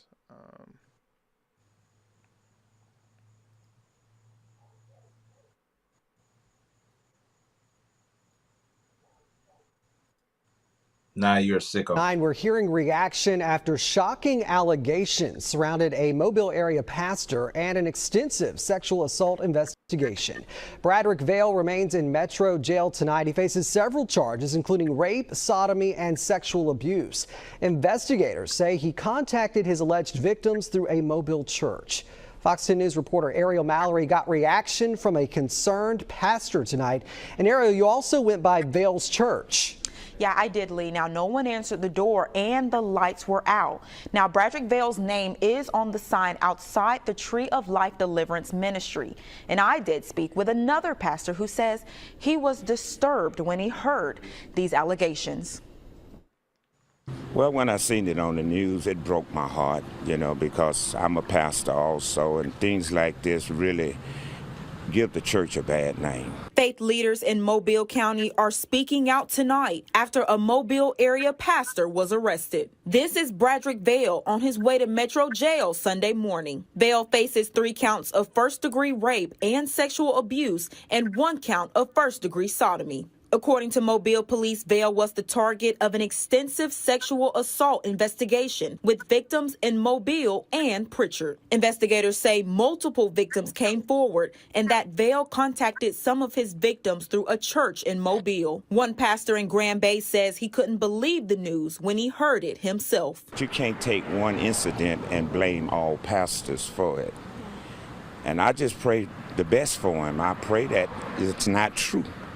I really don't know. I see him cutting the grass and everything. I never interacted with him, but it just blowed me away when I seen him on the news. This was the outside of Vail's church Monday afternoon. Doors locked and lights out at Tree of Life Deliverance Ministry. Vail's name written on the sign as senior pastor and founder. Wilder says he hopes this alleged crime doesn't discourage people from putting trust in the faith community. The church has been taking a beating here lately. Not just here in Mobile, but all across this country because of the things that some of these pastors are doing. And we don't know if it's true or not. You know, you're innocent until found guilty. I'm not accusing him of anything, but I just pray that these pastors will get their acts together. Whatever they said he did that. Now, Vail's bond was set at almost $500,000. Yeah, so I thought the response of the pastor was kind of on point. That's why I kind of felt that story kind of belonged. Obviously, you know, guilty and, you know, innocent until proven guilty. But, you know I wish he would have said prayers to the victims. Yeah. I mean, the alleged victims. I mean, that's what happens too often in these cases, right? We say, well, the alleged perpetrator, we shine so much spotlight on them. We got to put the spotlight on the victims. Right. You know what I mean? I hope that they're okay. I hope that they're not traumatized. I hope that they, you know what I mean? Like, right. So yeah, prayers to all involved, and he is innocent until proven guilty. I just, you know, I think that I hope that those alleged victims are okay as well. Yeah, correct. Because somebody got sexually assaulted. Somebody got sexually assaulted, and something happened. And I just hope that it was, you know, I hope they get to the bottom of it. Yeah.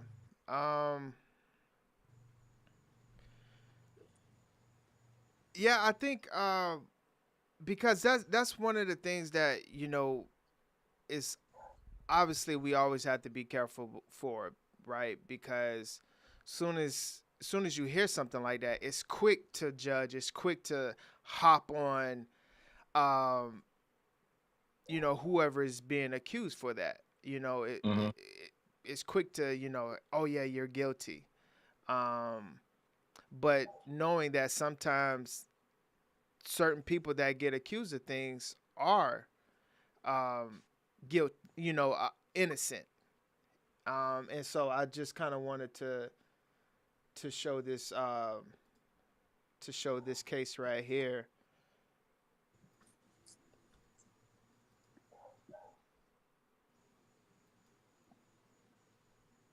News as attempted rape charges dropped against a man wrongfully accused after he spent more than a month behind bars. Tonight, a 20-year-old Bucks County woman says she lied about the attack after police said her story didn't add up. Action News reporter Caroline Goggin is live in Middletown Township, Bucks County with the full story. Caroline. Well, Rick, this is a story we reported on a month ago, and tonight I spoke with the attorney who represents the man who was accused of attempted rape and kidnapping in this grocery store parking lot. That attorney tells me that woman's story never added up and that the update in this case is better late than never. 41-year-old Daniel Pearson is home with his family tonight, out of jail after the Bucks County DA says he was wrongly accused of attempted rape and kidnapping. This is the woman who accused him of those crimes, 20-year-old Angela Yurimova. Police in Middletown Township said Yurimova called them on the night of April 16th, claiming a man grabbed her in the parking lot of the Redners off Lincoln Highway and attempted to pull her pants down while he carried and pulled her back toward his truck. Yurimova said she was able to break free and that he drove away. Police used a license plate reader system that spotted a similar truck nearby.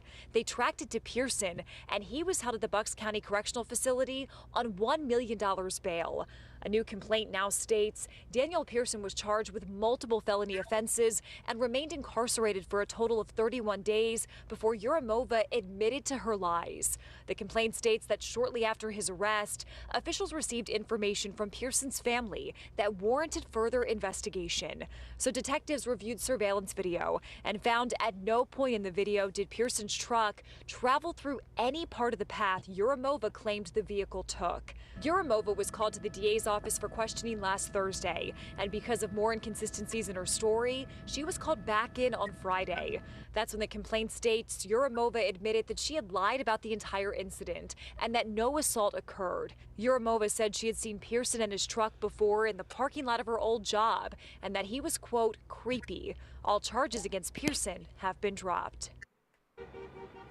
And now Yuramova is the one facing charges. She is currently in jail and is due back in court sometime later this month. And according to that criminal complaint we got our hands on earlier today, Yuramova told police that she was going to admit to them at some point that she had lied about this entire situation. At some point she was going to tell them that before the court proceedings. She also told police that she admitted to her father that she had lied about all of this. We're live in Middletown Township tonight. Lock her bald-head ass up. Only way things like this are going to stop is if she faces the same exact charges and same exact time that he would have if he were found guilty. You know Bro, what I mean? these are things that you can't really come back from. These are titles from which can't you come never back from that. recover. Especially looking like how he looks. He does look like a creep. Like, Exactly. he looks like a creep, dog. Like, and who knows what he had to endure for 31 days in prison, bro, man. And you know that sexual assault charges, man, don't fare well in them systems, man. You get your ass handed to you in them systems. Correct. Literally. Correct. Yeah. You like to touch people that you ain't supposed to be touching, huh? Mm-hmm. Or you like to touch on kids, or you like to rape girls, huh? Let me show you something. Right. Exactly. I think that she should face the same charges, the same the penalties. That's the only way. Yeah, the same yearly and when penalties. she finished doing her time, she needs to register as a sex offender and become a dot. Thank you. Because that's the only way things are. How many times has this happened? I'm tired of hearing of things like this happening, and then the woman just being like, "Yo, I'm sorry. Like I made a mistake." Right. You damn right you did. Like, you know what I'm saying? Like, and you know what happens to people who make mistakes? They have to face the consequences. You gotta face the consequences. Every action has a reaction.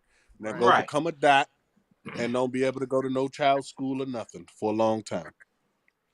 It's just that's a shame, dog. That's a shame. The only way it's gonna work is if they start putting the same charges. They gotta face the same charges. We just reverse. We reverse it back onto you. Right.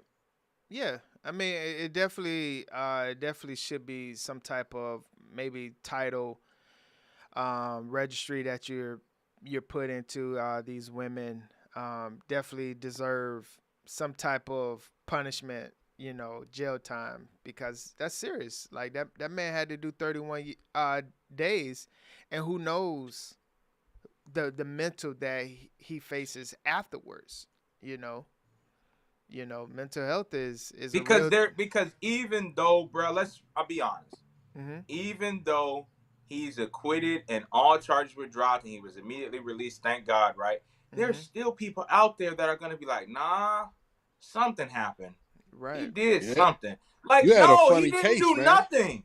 He didn't do nothing, dog. She said he didn't do anything. She just made this up because she could. And it's like, there's going to be women, there's going to be men, there's going to be the town, there's going to be people that are going to be like, I don't know, man. He might have did something. No, she made that up out of thin air, dog. Mm-hmm. And he can never escape that, bro. He can never escape that. It's terrible, bro. Like, yeah, that's terrible, man. Yeah, right. And yes, so So this section that I wanted to read to you guys um, was sent by a Christian mom. You know, she has faith. Um, you know, obviously she's a Christian and everything like that. And this is something that she said because we're June 2nd, so we're in Pride Month, and this is her thoughts on Pride Month and how we should, you know, handle and raise our kids. So, kind of wanted to get your thoughts on what she said. So here it is right here. So she says, "Hey friends, Pride Month is about to kick off, so let's chat about it. How we can explain to our kids in a way that reflects our faith and values. Um, Talking to our kids about Pride Month is a wonderful chance to teach them about God's amazing love and how we can truly love our neighbors. So, what is exactly Pride Month? It's a time to celebrate and support our LGBTQ plus friends and family.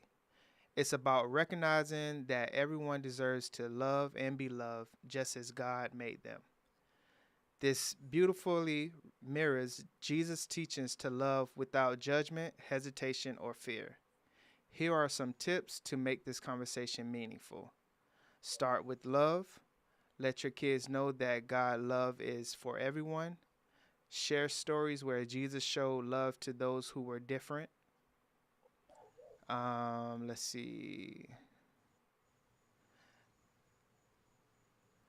Let's see. Okay, here we go. Explain that God created a wonderful, diverse world. Pride Month is a celebration of that diversity. Just like we all unique, our LGBTQ plus friends have their own special identities. Encourage kindness. Teach your kids to be allies by standing against bullying and showing kindness to everyone. Remember, Jesus taught us to love our neighbors. Let's see what else she said. Okay, yeah, this is be inclusive.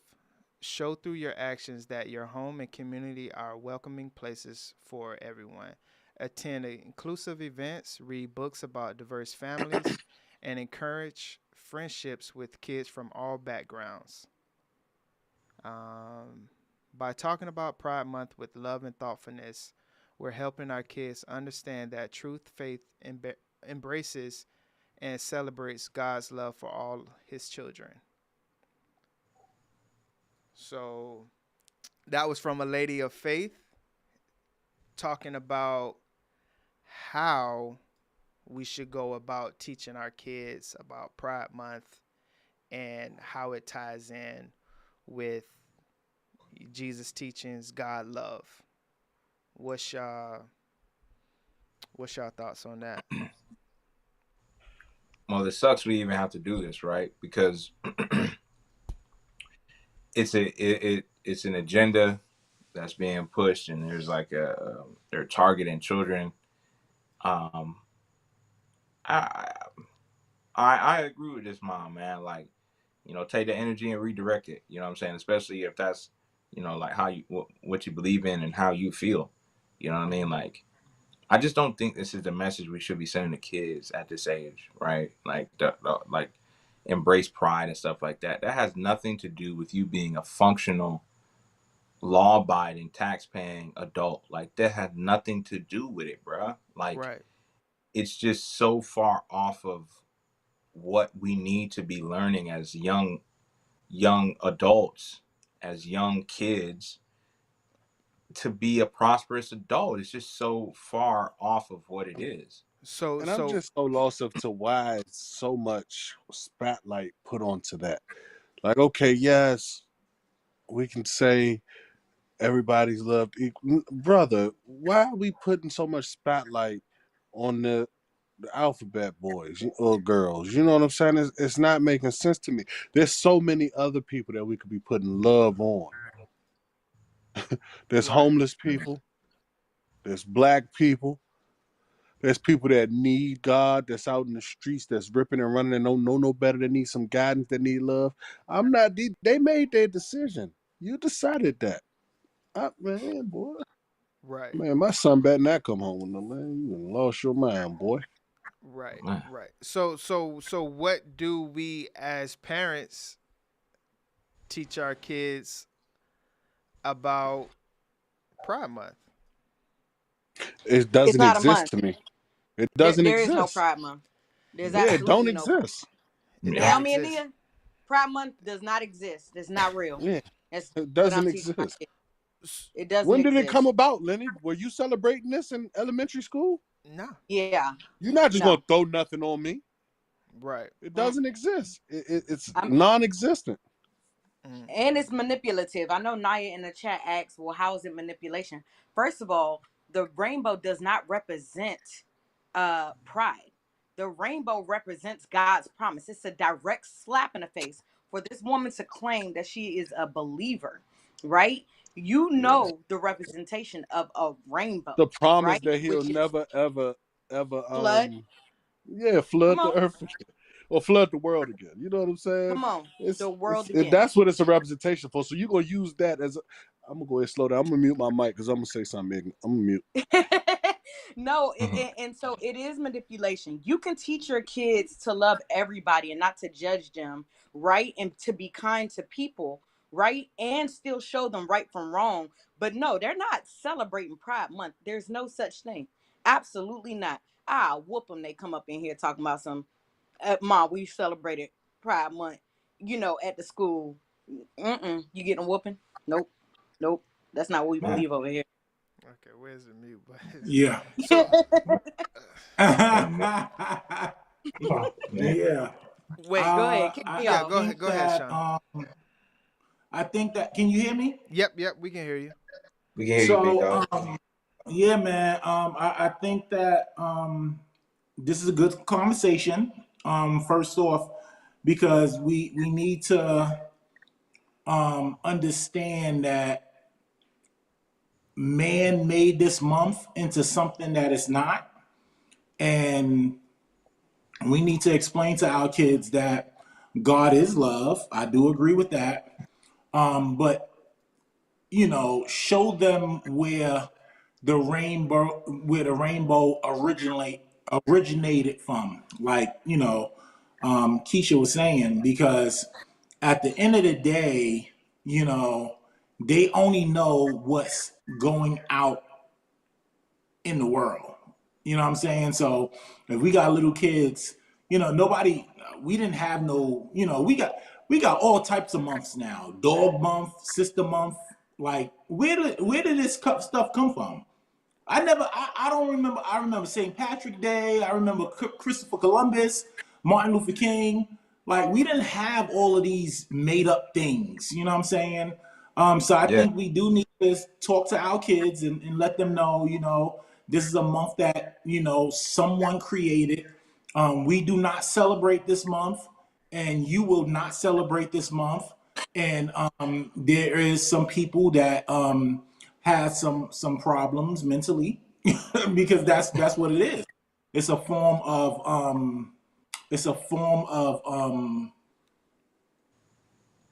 mental health. It's a spirit, but the Yeah. spirit allows that person to think they are.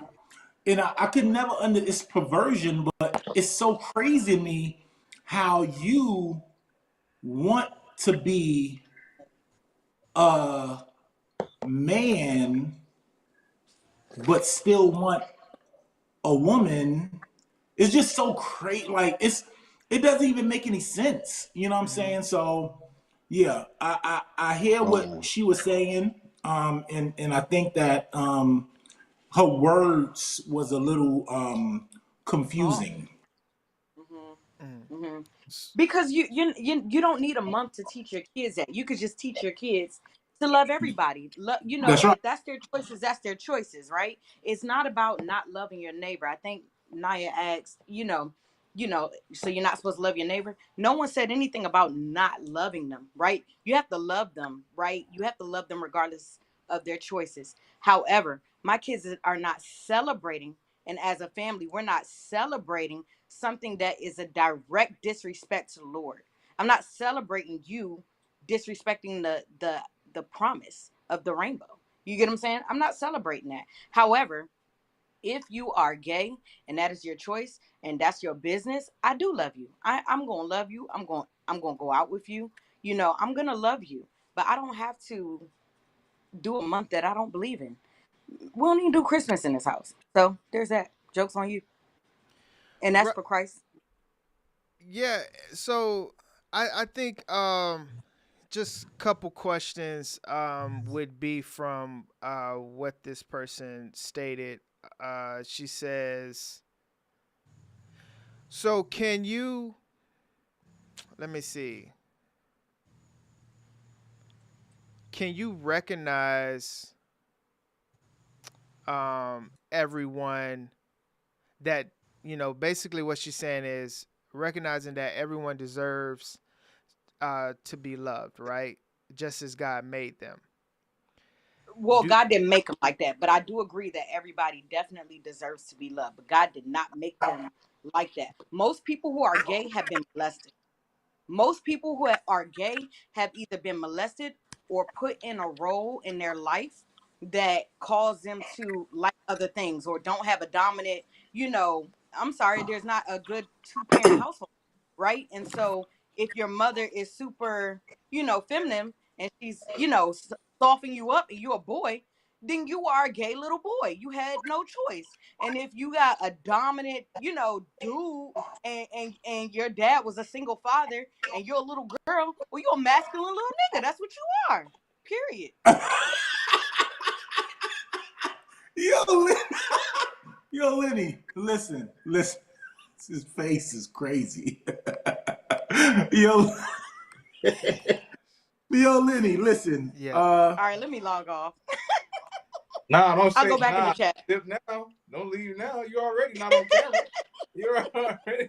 They think it's coming from me. Yo, Els, can I tell a story? Yep. Yep. Ooh, Yes, here sir. we go. Let me go on mute. Here we go. Yes, sir. So, yes, sir. You can. Yes, sir. You can. So, true story. All right. I know a girl. Okay. And she was well, let me just start off by saying this. Careful.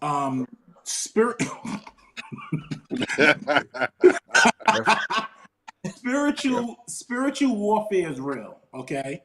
Spiritual warfare is real, and spirits are real. That's that. I want to start it off by saying that, okay? All jokes aside, I know a woman, okay, that got pregnant, okay, and she wanted to experiment with women, okay. So she was pregnant by a guy and they didn't work out.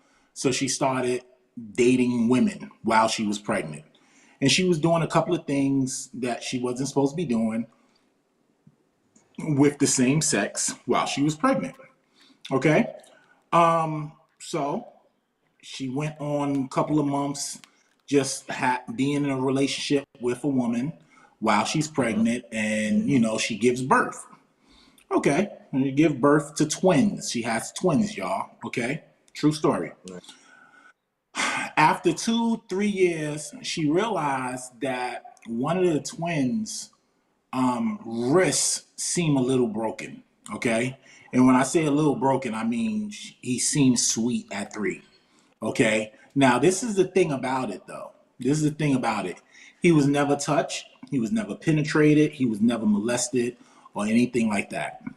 Well, he keeps growing up. He's 7, 8, 9, and he's liking boys and all of this stuff. Well, Sean, what are you saying? What I'm saying is, it's very important that when women are pregnant, that they be mindful of what they're doing and who they are allowing to touch their stomach and, stuff like that, because spirits travel. Now, I'm not saying that you can be born gay. I'm not saying that. But what I'm saying is, a spirit can travel. They know that the spirit knows that demons know that babies are innocent. Okay, she was messing around with a woman while she was pregnant. Okay, so what I'm saying is this boy is now gay. The other one's not, but he's gay. I believe some type of spirit transfer onto that boy. Now, all I'm saying is this: we got to be mindful of, like, when it comes to Keisha was saying, like, most men, most women have been touched and stuff like that. That is the case, like, in 90% of the cases, but in some cases that is not true. Sometimes it's a learned behavior, sometimes they see certain things, sometimes it's just like looking at certain things on TV and certain things like that. But I just said that because I think that this is a very important matter, and I do like. I think her name's Naya. I do believe that we need to love everybody, but I can't love the. I can love you, but not love the sin in you, if that makes sense.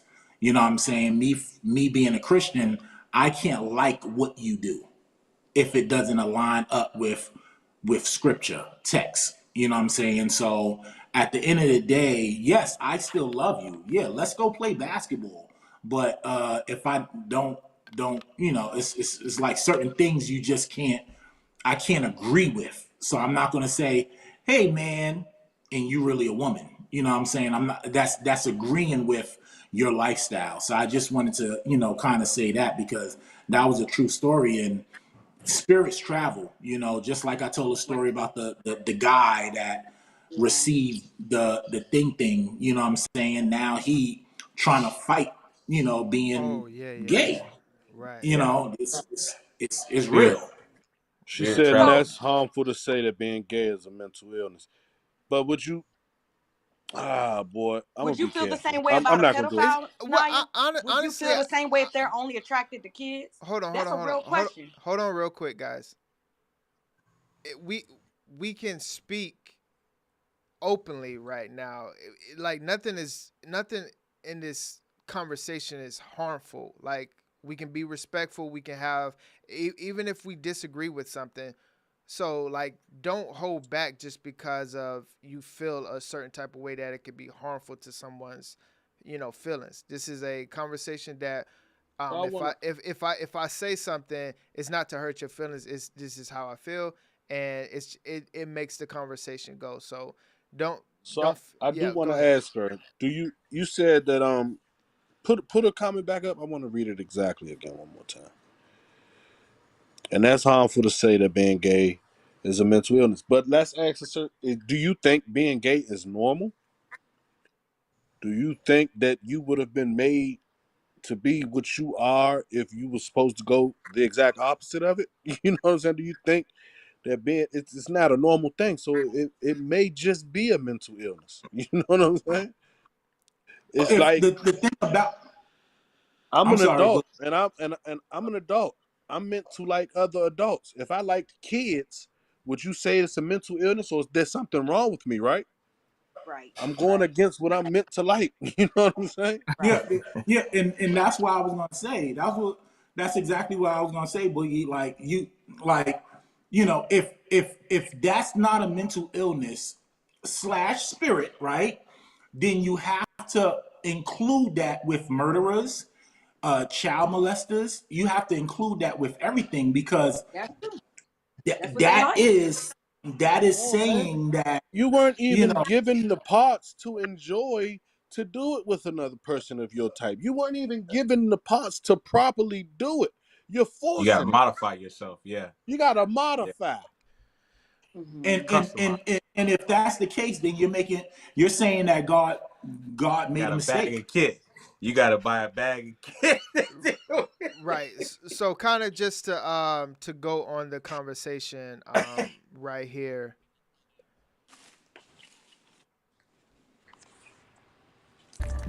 After a vote earlier today, LGBTQ clergy will no longer be banned within the United Methodist Church. 10 Tampa Bay's Miranda Parnell speaks with a St. Pete pastor who's been a longtime advocate for the LGBTQ community, as well as with a pastor who's faced her own battle with the ban.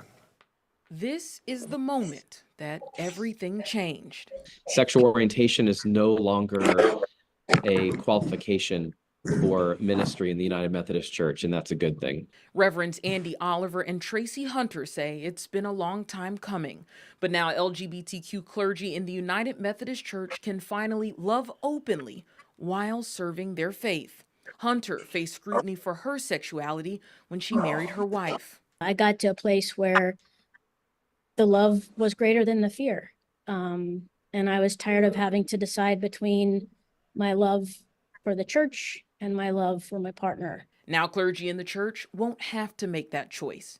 Delegates from around the world are in North Carolina this weekend for the church's General Conference, where they voted to change long-standing rules that prohibited same-sex clergy. Since 1972, it's been in our rule book that the practice of homosexuality has been incompatible with Christian teaching. Oliver and Hunter say more than 93% of those voting on Wednesday supported changing the language in the rules. That overwhelming majority comes after thousands of congregations in the U.S. who were against the changes disaffiliated from the church. We can be welcomed instead of hidden and celebrated instead of criticized or shunned. And Pastor Oliver says with the new rules, a new era is on the horizon for the United Methodist Church. This way of doing church, where love's at the center, is really what it's all about. In St. Pete, Miranda Parnell, 10 Tampa Bay. And Pastor Oliver says the new rule changes will also allow pastors to officiate same-sex weddings. He says at Allendale United Methodist Church in St. Petersburg, they were already doing so, but now he won't be reprimanded for doing that.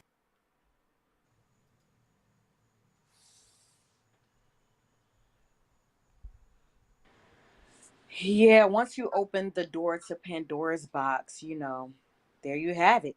You know what I mean? Because we got to love liars too. We got to love, pedophiles. We got to, let's not stop. Let's not stop there. Let's just be open to any and everything, if that's the case. It's scary out here, man. It's just being forced on us, man. It's just I don't understand why. I can't understand why. Like, do your thing, man. Like, if that's what you want to do your thing. But like, bruh, I don't want to know because about no you one's doing your stopping thing. it. Right. I don't No want to one's know about stopping you doing from your loving thing, it. bruh. Like, do your thing in peace and quiet. Like, I don't need this. Like, and I don't have to be a part of you doing your thing. You know what I mean? Right. Don't involve me in that, because I don't get down with that. You know what I'm saying? So. Right. Because why does visibility matter? Like, if and I why don't does it believe make in you so it, mad? why do I have to acknowledge it? Right. And why does it make you so mad that I don't get down with that? It's almost like me being a fan of FSU and like forcing all y'all to be fans of FSU. Like, bro, we don't get down with them like that. We don't get down like I'm a whatever fan. I'm a whatever. Nah, y'all gonna be like, you sound crazy, bro. Like, I don't care about the like. Well, it's just right. So I would say I can understand the visibility part. I don't understand or I would say probably don't get down with the forcing part of it has to be in curriculums. Even if you want to have a month or whatever the case may be, like that doesn't affect our lives, right? We're talking about when it comes into the church, when it comes into now, certain curriculums, certain books are, forced on my kids that, in Maryland, it shows that you can't opt out of that curriculum. You have to hear. But it does affect our lives. Say again? It does. No, it does affect our lives. So that's the part that I'm saying that it does affect. The visibility part that's the part that affects it, because once it becomes visible, right? Like Right. once it's now visible and you have an entire month, your kids are now asking you, it's breathing confusion, right? Because now your kids, okay, go ahead. No, my bad. Go ahead. Well, it's like say if the kids be like, oh man, someone ran up to me and kissed me today because they thought I was gay because I got a rainbow shirt on. Now what? Well, they wouldn't have a rainbow shirt. Why wouldn't they? Why can't I wear what I want Well, as a representation? Because no, of what it represents. You want to no, wear no, skulls? Exactly. So it does affect us. That's the point I'm making. no. So because of the visibility, don't mean that you know the wardrobe that you have on is gonna necessarily affect you because okay, what are you saying? So my thing is this: like, are they gonna have this on in school? Like, what do you mean by rainbow stuff, though? I mean, it could be the playground. Like, like Right. it's better when people are in the closet. It is better with them hiding in the closet. I'm, I know that's an unpopular opinion. I know a lot no, of people are not gonna like. I'll be the I hated one this week. That's fine with me. no, I'm no, okay no. with it. I like me. Oh, you okay, know. right, but how can you say that's better when how do you pray for someone if they're in the closet? How do they get the necessary help that they need if we're calling this a sin, right? Like Right. if I have an addiction and I can't bring it up to the forefront of this being my testimony or whatever the case may be, how would I ever, give, like Sean asked me for prayer points. If I don't tell him like, yo, hey bro, I'm having a problem with coke, he's never going to pray for that. He's never going to pray for me to get away from that. You But don't that know. comes with Go ahead. but that comes with relationship though. Like I have gay people in my life that I communicate with on a regular basis. I love them. They could never tell you that I treat them any different. However, what type of spirits I allow, you know what I mean? You know where I stand, but I love you regardless. Like you don't have to be in a closet to where, okay, you can never come and get prayer. You understand that that's something that is frowned upon in society. So you're going to come to a trusted person. You get what I'm saying? And that is going to love you. Is going to look out for you. Got your back. You get what I'm saying? But there are boundaries. There's boundaries in every relationship. There are boundaries in every relationship. There's boundaries in marriage. You get what I'm saying? And so respect my boundaries and I'm going to respect yours. Suki made a good I, comment. I What you do in your bedroom is what you do in your bedroom, and that's whether you're gay or straight. You know what I'm saying? I don't need Right. to know what you got going on in your bedroom, like whether you're gay or straight. Like that that Right. I agree. that's in poor, like that's not courteous of you to discuss what's going on in your bedroom with you and your partner in company. You know what I mean? That's for you and your partner to discuss only. You know what I mean? And I feel like the same should be said for the gay community. It's like, yeah, man, you gay and everything like that, but it's like I don't need to know who you are in the bedroom, right? I need to know if you can code for these computers. I need to know what you bring to the table as an engineer. I need to know what you bring to the table as far as your job. You know what I mean? Like, do you know the information that you need to know? Like, I don't know. I just think it makes the agenda is being forced down our throats. They had a longtime character on one of the cartoons was gay. I think they turned one of the versions of Robin gay, and I was like, since when does Robin need to be gay? You know what I mean? I need Robin to be focused on trying to take down the Joker, not and keep Gotham safe, not if he's who he's sleeping with. Like Oh man, you done this. ruined a good classic. No, it's like the new stuff. It's like the new stuff. It's like the old stuff that we watch is still on par, but it's like the new stuff. It's kind of crazy. Yeah. and I want to say this. I believe that everything that the Lord makes, the devil change it. He flip flops it. You know what I'm saying? And, you see somebody with a rainbow sweater on, automatically you think that they are a certain way.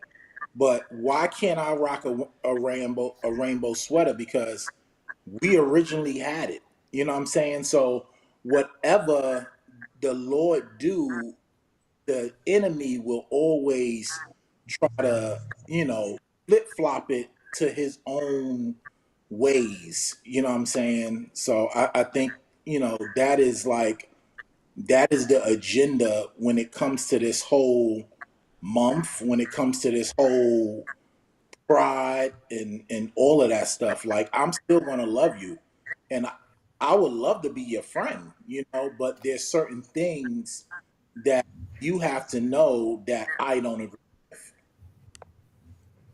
Right.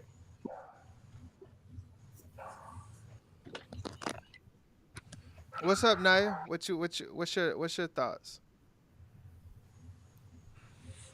Well, I feel like I'm still listening around for everyone's viewpoint so that I could still get a gauge on, like Go how ahead. I would like No, to go to the ahead. Go ahead. conversation. But I feel like I haven't really heard your thoughts on it, Lenny. On what now? On the post that you shared. So I would say my viewpoint on it is so reading the first part, so we can kind of go line by line. So she says, "Hey friends, Pride Month is about to kick off, so let's chat about it. How we can explain it to our kids in a way that reflects our faith and values." So right there, our faith and values, right? So obviously each household is different, but if we're speaking on it from the umbrella of Christianity, right? So most likely our faith and values are based off of the umbrella of Christianity. So we can go right there. Then it says, um, talking to our kids about Pride Month is a wonderful chance to teach them about God's amazing love and how we can truly love our neighbors. 100%. How we can truly love our neighbors. Okay. So, what exactly is Pride Month? It's a time to celebrate and support our LGBTQ plus friends and family. So that line right there is, it's not really a gray area, because if we just look at it from black and white, right? So obviously I'm not going to celebrate and support LGBTQ plus. So the first part of it is the love part. 100%. I'm teaching my kids to love everyone, all walks of life, all skin colors, whatever the case may be. Love, because that 100%, that's God's love. Now, when it comes into the agreements of the celebrating and the support, I think that is probably where, not probably, but that is where I disagree with this woman's post. So it says it's about recognizing that everyone deserves love and to be loved, just as God made them. So she had it until she said, just as God made them, because if we're under the umbrella, right, we can pretty much say that God didn't make them gay or trans, queer, lesbian, gay, by whatever. Though all the alphabets that they have, respectfully. Um, this beautifully mirrors Jesus' teachings to love without judgment, hesitation, or fear.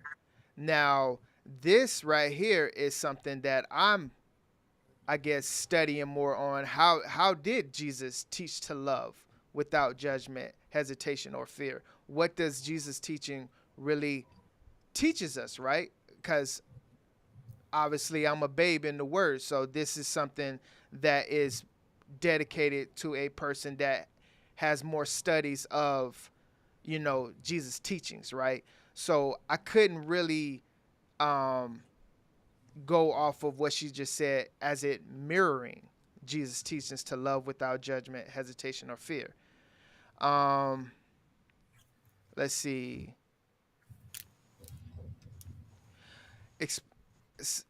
Celebrating diversity. Explain that God created a wonderful, diverse world. Pride Month is a celebration of that diversity. Again, under the umbrella, I think she's reaching there because the diversity that God intended, I don't.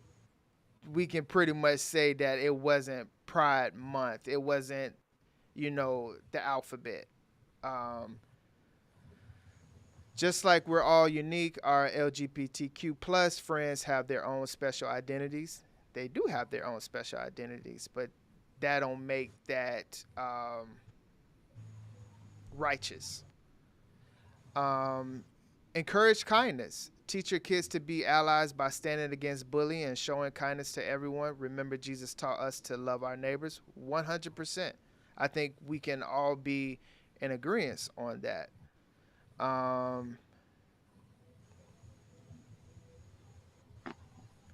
think it was another part that, let me see.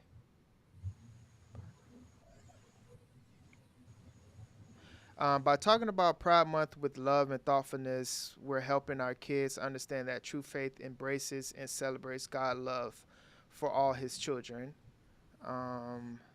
Attend inclusive. Oh, yeah.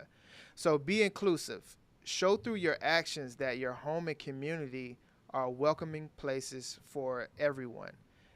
Attend inclusive events, read books about diverse families, and encourage friendships with kids from all backgrounds. That's a taking for each household on how you feel about encouraging friendships with kids from all backgrounds. The all part is where we would have to include the alphabet. Do we encourage those types of friendships? And so I think she had some goodness in what she was saying, but I think overall her message wasn't under the umbrella of Christianity, as in if you believe in Jesus, I think that you're not going to support and celebrate Pride Month. Now you can love thy neighbor all you want. I'm gonna love thy neighbor, no matter who you are, of course. But that don't mean that I have to, celebrate it. Teach my kids to celebrate it, support it, because that goes back to something Sean said, episodes ago, where it's just like I am now agreeing to,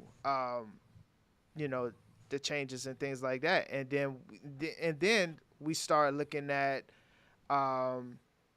the United Methodist Church now of having,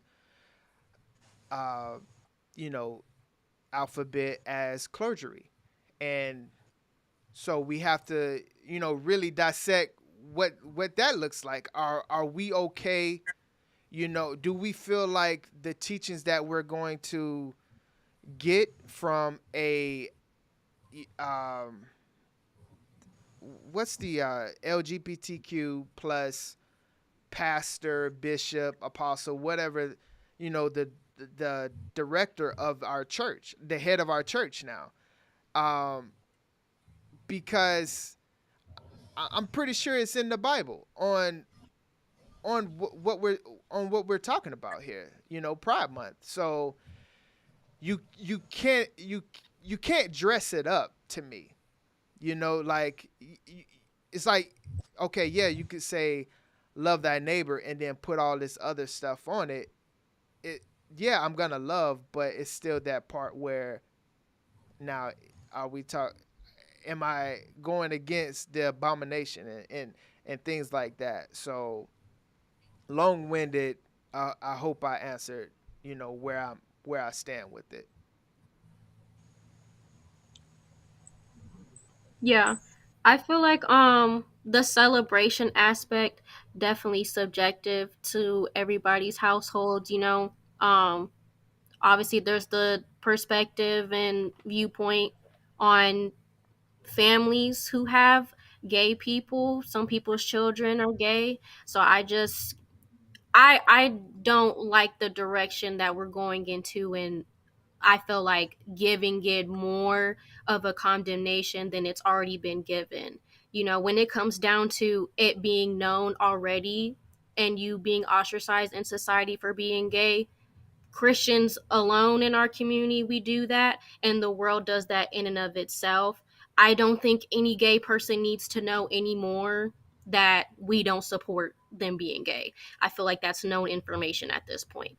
Past that, I feel like, especially when it comes down to what the post was talking about, at least from what I got from it, was just educating your children, you know. And I feel like, obviously, as adults, whether you feel like it's an agenda, whether you feel like it's this, whether you feel like it's that, we're talking about how you should have that discussion with your child at the end of the day. So, Right. how are you talking about it with your child? Like, how are you teaching and telling your child to interact with these people that are gay?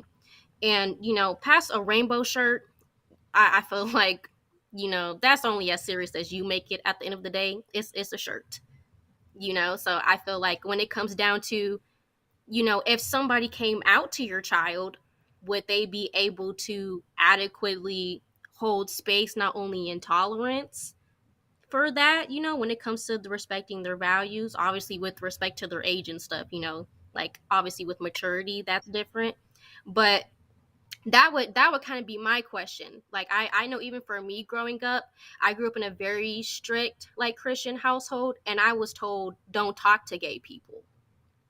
And it just so happened when I was in school, a lot of my friends, I was the first person that they told that they were gay. And so that was something I had to navigate and learn on my own with, like, you know, keeping true to my beliefs and my values, but also at the end of the day, these are the very people that you're called to be around.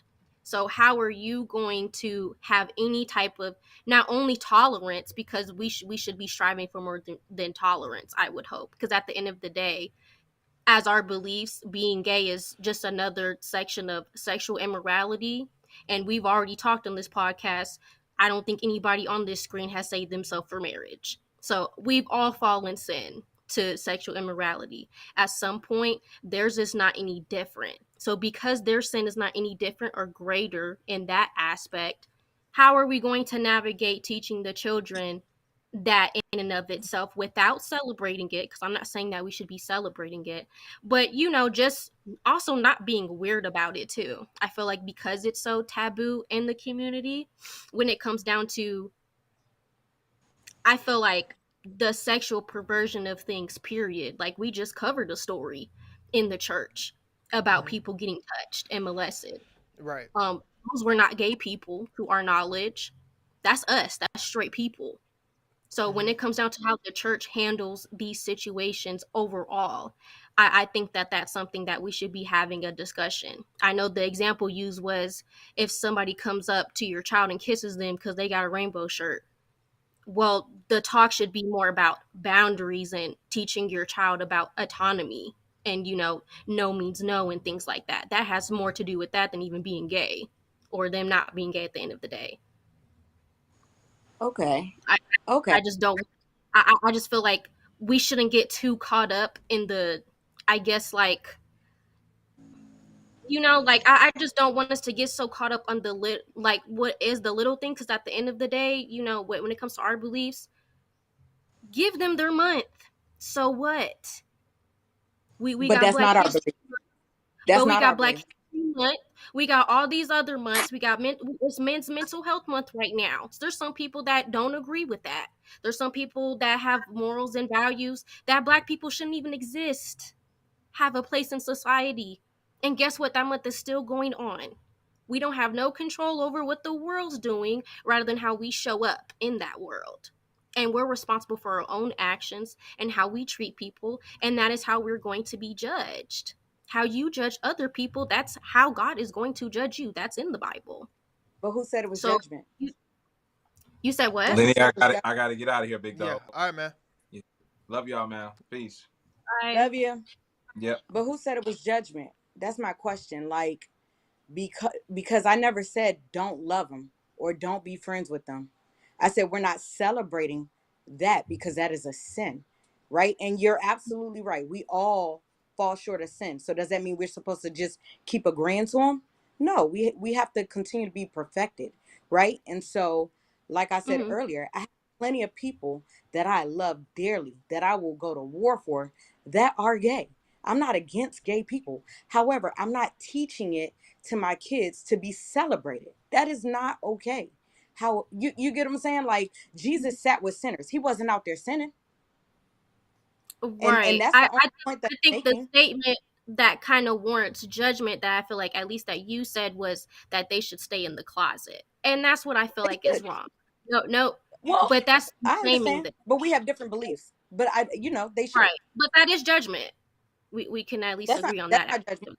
That's not judgment. You don't feel like That is not that's judgment. an I aspect of think when judgment we for you to open tell the door somebody. to too many, huh? No, go ahead. I'm That's not listening. judgment. If you keep opening the door to things, then we'll have exactly what we're having now. Little kids who don't even know anything about sex deciding that now I want to be a little boy because it's cool. Now I want to be a little girl because it's cool. Now I want to change my identity because everybody else is doing it. So you're not even letting kids be kids anymore. Once you open the door a little bit, then you have to start saying yes to everything. That is why I But said that. It wasn't out of a place of, perversion, yeah. huh?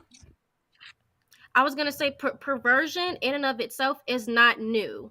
So when it comes down to just how our society and our Western culture, especially in regards to our beliefs, how we are navigating gender roles and things like that, that's nothing new. That's been going on for hundreds and thousands of years. So at the end Right. of the day, when it comes down to how your child's being brought up, you should be teaching your child about sex. You should be teaching your child when it comes down to whatever gender norms that you feel like are I guess the preference for your home. But at the end of the day, when it comes down to it, there is going to be a time where you're going to come into proximity with people who are gay. There's gay doctors. Your bosses are going to be gay, probably. Right, but no one's saying, see, that's where you're judging me though, You're because not going to go to your boss and tell your boss, oh, you should stay in the closet. You're still going to have to respect and peacefully coexist with but I them. So never said not to respect them though. That's where you're actually judging me, because I actually never said not to be friends, not to coexist or anything like that. I said stay in the closet, because once you begin to open the door to something, then you have to keep the door gets kicked open. You open it a little bit, then it gets knocked wide open. Things are worse now. You get what I'm saying? Kids are killing themselves now because they don't know who they are. Things are a lot worse. So yeah, the spirit of perversion has been going on, but it's a lot worse now. Let's not forget, if you want to get biblical, it's the whole reason why Sodom and Gomorrah had to go on fire. You get what I'm saying? Like, if you want, like, this is not something we should, I don't think we should play with it. Like, I'm not telling anybody not to be friends, not even my kids. I'm not going to tell them don't be friends with a gay person. You get what I'm saying? But I am saying, however, if we keep allowing, give them their month, give them this, give them that, let them love who they love. Now we're opening the doors to things that we're going to have to deal with, because you can talk to your kids all you want to. However, society is going to train, they're going to train them. Environments matter. And if it's all over the place, your kids are going to be influenced regardless, no matter what you talk to them about. right. And with that influence, especially that you get from home, all I'm saying that we have as a Christian responsibility is giving them the tools to be able to navigate that, because you don't have control over the things that's going on in the world. These policies and stuff that are going on in the public school system, those things are going to keep happening. And when it comes down Because we're to allowing you it trying as to Christians. shelter, and Because when it we're comes down allowing to it. you trying to shelter, but we're not in control of that. We are. We absolutely are. At We the end can of the day, stand firm and be gay people against are it. gonna still be gay. They're still gonna exist. So let's coexist. That's what we should be doing. Now, when it comes No. to celebrating and participation in their lifestyle, we don't have to. That's where we have our freedoms. Just like they have their freedoms to go and be who they're gonna be. What right do we have to go and tell somebody that they can't be who they believe that they are? But I never said that. I said they should stay in the closet. That is That's not me exactly telling what you you're not to saying, do it. though. But that's exactly what you're saying. If they Okay, do so not want so to be in so the what is the closet, difference between them and a pedophile then? What is the difference between them and a murderer? We should let them you have to draw a line. Boundaries are created for a reason. well, I don't think that we should compare somebody liking the same sex and somebody liking children, because those are two different things. Why? And somebody murdering Why not? someone for Why not? We kicked the door open. why Why would not? those be compared? How are You those tell in the me. same? Cause we should let them love who they love. That's what you're saying. We should love them regardless. They're gonna I do it never anyway. said That's about exactly what you're pedophilia, saying. and I didn't It's even gonna say happen anything anyway. about letting that. Like that's the part that I'm trying to. We're not letting or not letting nothing.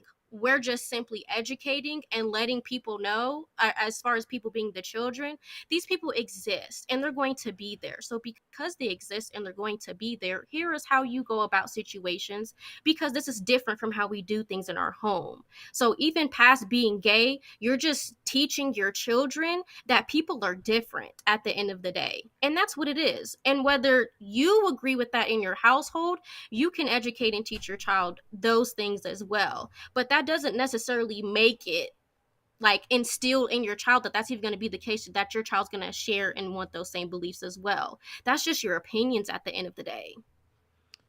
And these are yours. So I definitely agree with that. So Right. so Naya, what does because we're speaking on the post and we're speaking on the United Methodist Church, what does educating your kids look like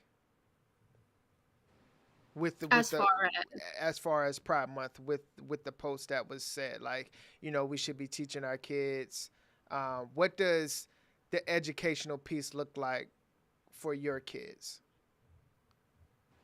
So I feel like priority should just be more in the visibility aspect of just educating your child on what type of people that there are when it comes down to that community, because they're going to go out and there's restrooms that have certain symbols, and your child should know what those symbols mean so they don't go inside maybe those restrooms or something, so I feel like very basic surface level, like that's going to help them not be ignorant in the world, so that they're able to navigate through the world as a functioning human being. Like that's where I feel like the education should be. Now the nuances and context on, like, what does it mean to be gay, like what does this mean, what does it mean to be trans, your child should know those things because they're going to be in interactions with people that are through that lifestyle. So at a minimum you should educate them, and then on top of that, with how you do your home and your spiritual beliefs, then on top of that you educate them with their spiritual beliefs. I So don't think it should be I just just can because. don't. I ask I you a don't question? understand why I have to Wait, educate hold my on, child. let me just close out the point. But I don't feel like because you have those spiritual beliefs that you shouldn't be still educating and letting your child know what those things are, who those people are, and what they believe. Because whatever you do not teach them, they are going to teach them. And guess what? They're more knowledgeable in that community because they're a part of it. Same as we're more knowledgeable in our communities because we are a part of it as well. So the best gift that you can give your child is just more knowledge in that aspect. That's not you supporting it. That's not you celebrating it. That's you telling your child the truth. And this is what it is. Right. And And I'm not go ahead. against sharing with them, hey, this is going on, this is going on, this is what it is. I'm not even against, like I said earlier, them being friends. But I do believe that a line definitely needs to be drawn because I don't, we watch a lot of different types of news on here. And I don't know if it was ever shown on this podcast or not. I can't remember.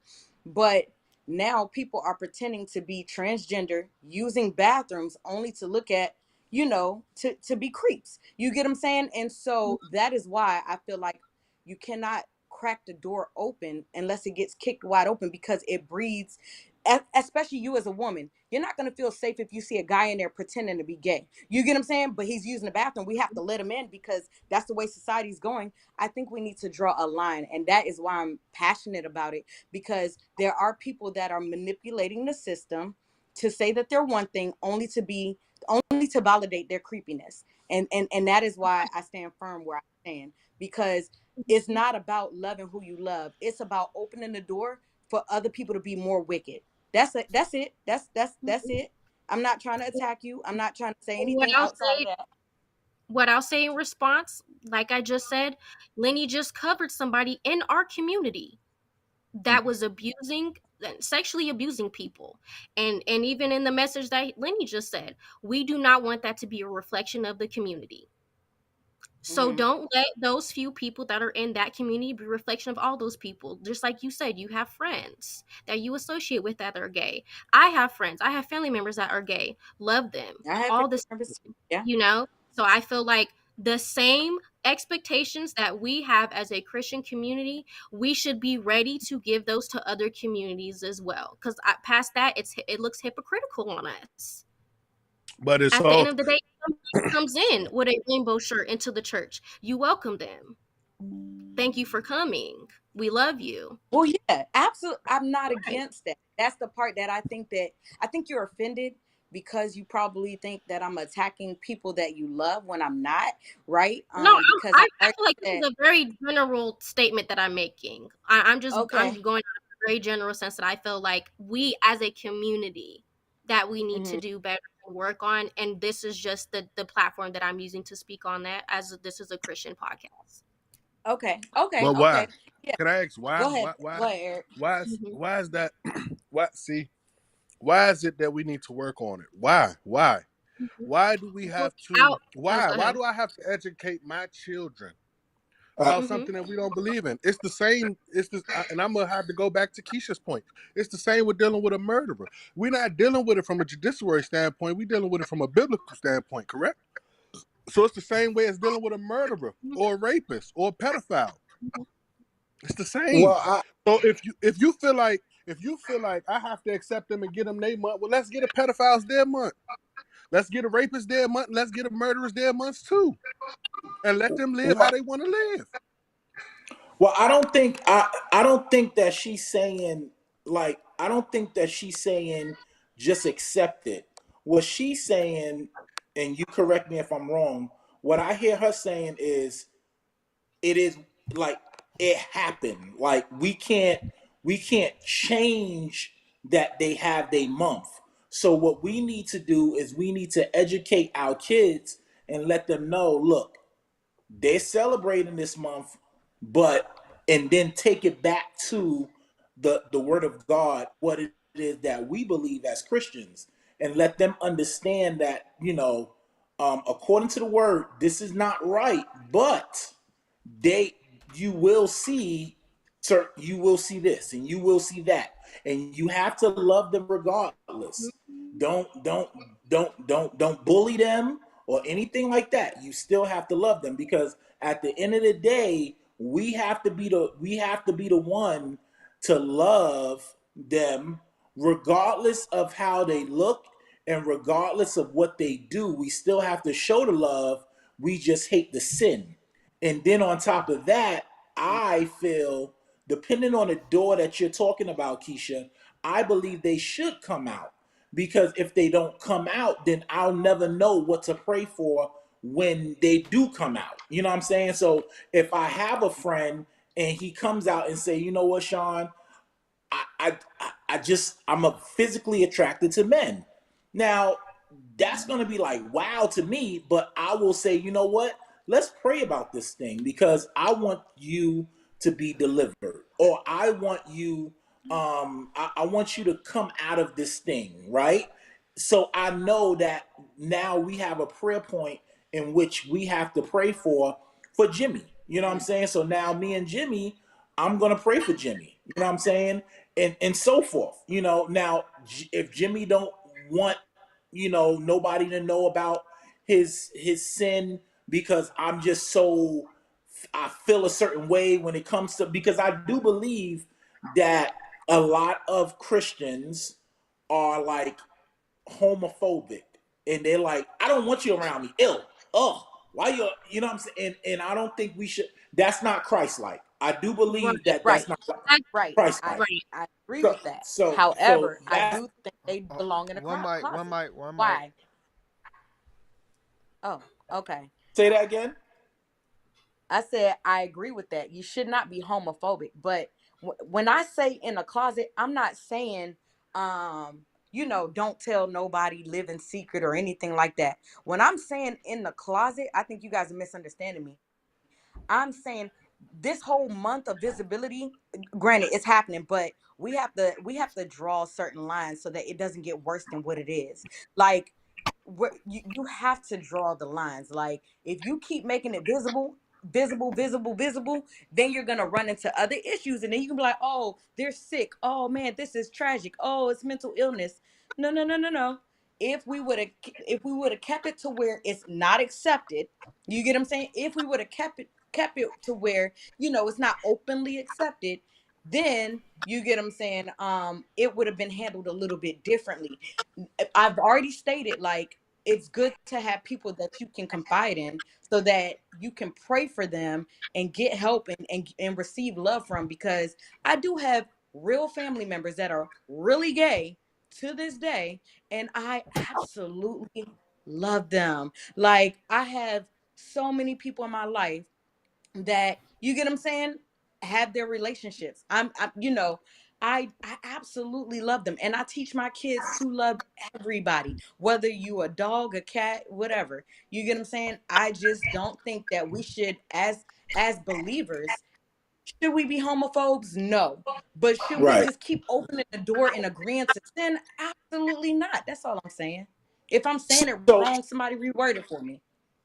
no. So what I hear you saying, just correct me. What I hear you saying is we should draw the line when it comes to them doing these things. The only way we can draw that line is if we do, like, God has called us all to do a certain thing, right? Our purpose. And I don't believe that everybody's doing their purpose. All right, why you say that, Sean? I'm gonna say that because I believe that there's seven. We was talking about the seven mountains of influence. I believe that certain people are supposed to be in those certain mountains in influence. You're not going to your local hall. You're not. We as Christians, we're not. A lot of us. I won't say all of us because I don't know all of us, right? But I don't believe that we're going to our city hall. I don't think we're going to meetings when it comes to the city. I don't think we're going to those things where we can make a change. We want a change, but we're not going to those things to make a change. So when you talk about, like, we have to draw the line, yes, we have to draw the line, but we have to get in those offices to draw the line. You know what I'm saying? And Right. we can't get in them offices, we can't get in those certain offices to draw the line if you're not doing what God called you to do. You know what I'm saying? Right. Media is a drawing line. God might give you influence in media. Now, yo, you heard Lenny podcast? Oh man, it was hot on Hot 97. He has a Right. platform. So now Lenny has to speak the truth because he got a lot of eyes on him and he's going to be held accountable. So you got to make sure you watch what you say because you got people looking at you.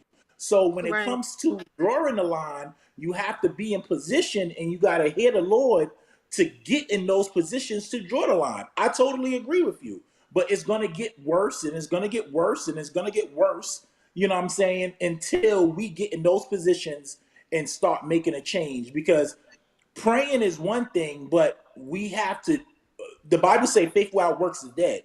So we can have the faith, but if we're not putting the time in, if we're not putting the faith in, we're not putting the action in to do those things, we could be like, oh man, we got to draw the line. But who's in the government? Do we have people in the government? Are we training our kids to be doctors so they can start doing I think certain we things? do have people that claim to be Christian that are in the government, but they are not a true reflection of our true values and beliefs. They're actually using their Christianity or they're presenting beliefs in Christianity to further some of these agendas that are going on. So I will say, even when it comes down to Yeah, people that's on those platforms, yeah, it's you see how that's kind of working out. And even yeah, locally, we're seeing how yeah, that's working out. Churches are getting closed down left and right because people are not following and practicing what they preach. I, And I'll say for people that do believe, like let's say, I forgot who said, but if you believe that people are gay because of, sexual trauma in their childhood, go to those communities, go volunteer, go join a nonprofit in those communities for children that are abused. Be a mentor, be a support system. Then if that's what you believe that's causing the problem or whatever, by that point.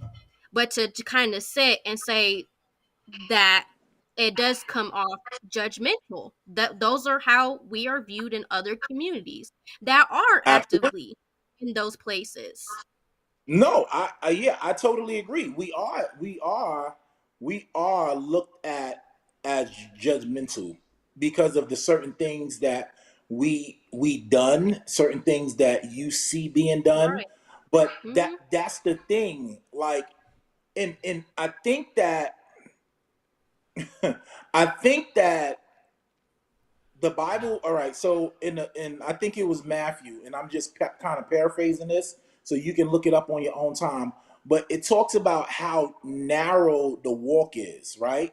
Meaning that the road that you walk on is real narrow, and it's not a lot of people on that road. So what you just mentioned is key because there's a lot of compromising. Once you get to that certain position, you cannot compromise. And you have to be true to what you believe, even if it costs you your life. Now, that's the scary thing because even Right. if it costs you your life, you have to stand on what you stand on. And see, everybody's compromising because they have their own hidden agenda. They got money issues. They want money. Right. It's all about money. You know what I'm saying? So at the end of the day, yes, I totally I get what you're saying. I agree with what you're saying. And we have to get in position where we can actually make the change and we can't compromise. Because like you said, there is Christians in certain positions, but they're not representing the kingdom like they should. Right. And they just happen to have more of the resources and influence to be able to make those choices and decisions. We Right. have, at least for and what my generation is even fighting for, and when it comes down to the visibility for gay people, I think that those conversion camps, for one, should be shut down. It's real nasty stuff that's going on in the name of Christianity, that when it comes down to how we talk about the community and how we talk about those people in the community, that's being repeated over and over and over in those people's lives, and it's going to be harder and harder to reach them and bring them back to God and how it was actually supposed to be in their walk. And we're sitting back and being judgmental, or we're sitting back and just saying, oh well, you should have stayed over there with that. Yeah, and And and I I think that's counterproductive to what we should be doing. We should be putting ourselves in those communities, obviously with the right spiritual maturity and direction and anointing in that, for sure, 100%. But past that, like, yeah, it's I feel like Pride Month, even though we don't celebrate it, it should still be a point of conversation and discussion that we should be having, because these are people that are a part of our community. There are gay people that do identify and believe in Christian beliefs, that believe in God, that believe in Jesus. They're going to be sitting in the pews listening to what we're saying about them, and they're going to share that with their community, being the gay, LGBTQ, whatever that may be for them. And we have to really watch how we talk about it. How is it going to be something that these people are going to come to us when we don't make them feel welcome or help them feel welcome or even loved, let alone tolerated at the end of the day? So that's where I feel like it's a little too close for comfort, though, right? Because if there's a scripture that's going on and the pastor is teaching on that's an abomination, right? So am I supposed to baby that, even though it's not my words? It's actually in the Bible. It's God's words. And then you also stated, like, uh Christians are the most judgmental. That is true, but I said that are we're, also yeah, the like we're most judged. portrayed that Right, way portrayed because of more judgmental, right? And we're also the most judged. We're probably more judged than gay people, to be completely honest. We're the most judged, if you really want to be honest. So I mean, so I believe that, like, I believe that you can tell a truth, right? I believe that when God gives you a message, you need to tell that message the way that the Lord gives you the message. Okay? I right, do not believe that you should baby, sin or anything like that. But I do believe that there's a love factor in everything that you do, along with giving them the hard truth. I do believe, I don't believe that you should baby them, but I do right, believe that there should be love in that, because God is love. So how right, can we that you do a You got it. yeah, how can we represent, like, Christ, with Christ being love, and then right, we don't show love because of the sin? You know what I'm saying? Like, I remember when the guy, I believe, Lenny brought it up a couple of weeks ago, maybe. I don't know if I was talking to somebody, but the guy came in, the woman came in the guy house she thought was hers, and killed him in his own house. And the brother is in the courtroom and said, "Judge, can I hug her? She just killed your brother." But that's love. You know what I'm saying? So she had to be sentenced, you know what I'm saying, or whatever the case is. She had to get a consequence for the action, but yet still, you know what I'm saying, do it in love. But no, I don't believe, right. Keisha, that you should baby. No, absolutely not. I don't And, believe that. and even on top of that, we did even cover what there's like an advisor or something. People are that go to those pride events, they're facing death, being killed because they're gay. No, they're not getting baby, not at all. There's that is punishable by death in some countries. And now that may Right. not be Right. the case, but people do face discrimination for their sexual orientation. The more complex that you identify, you're getting your due diligence socially when it comes down to being shamed, being ridiculed, whatever, ostracized. I Right. If there's any place and community that they should not be worried about, that it should be the Christian community. Right. And Right. let me say this real quick. And the thing about it is, now I want to talk about the open door, right? I believe that it's harder, this spirit, right? This spirit of homosexual and just this perversion, I believe it's harder to fight because there's so many doors open. I remember when Obama put the rainbow on the White House lawn, right? I believe that was a spiritual act, and that released more spirits in our US. Now, you don't have to believe that, but I believe that opened a portal for it to be that much harder to be delivered from that spirit, because it's everywhere now. It's everywhere. So I'm not saying that you can't be delivered. I'm not saying that, because God can do anything.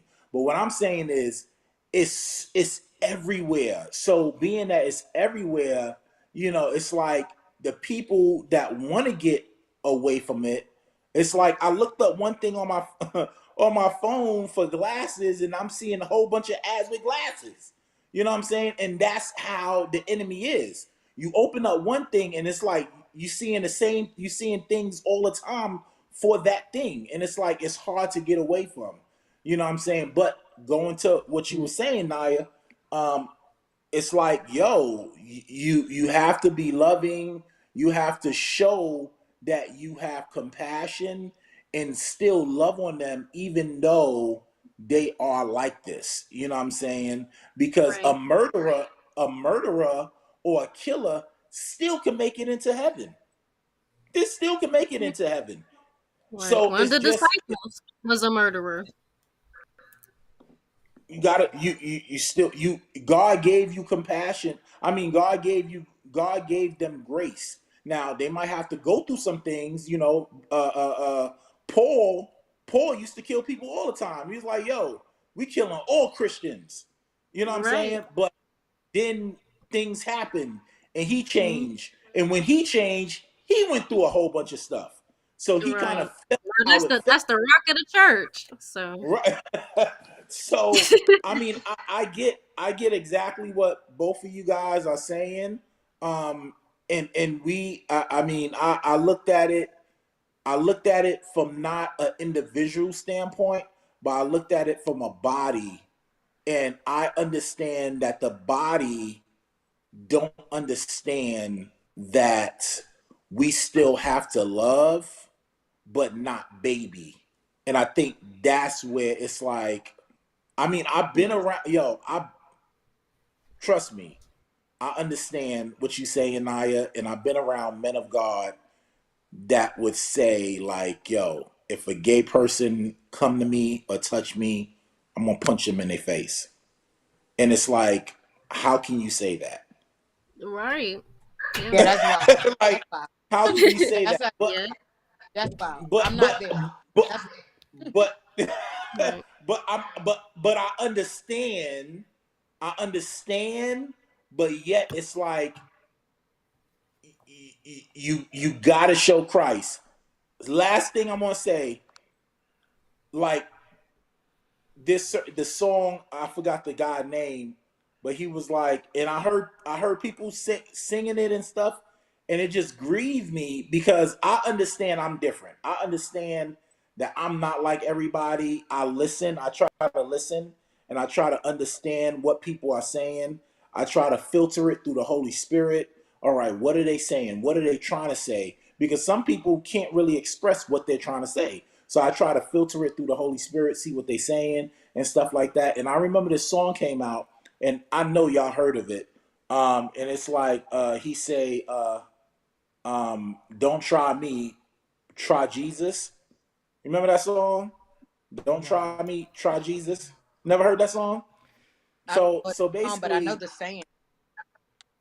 yeah. So basically, he had a song out, and it's like, don't try me, try Jesus. So he's saying, like, like, I'll beat you up. I'm a Christian, I'll beat you up. And don't try me, try Jesus. And it did something to me, even though it was funny at first, but then the Lord was like, would you laugh at the things that I wouldn't laugh at? So it's like, oh shoot, I had to stop laughing because he ain't laughing. So if Yeah. he ain't laughing, I don't want to laugh at stuff that he think is not funny.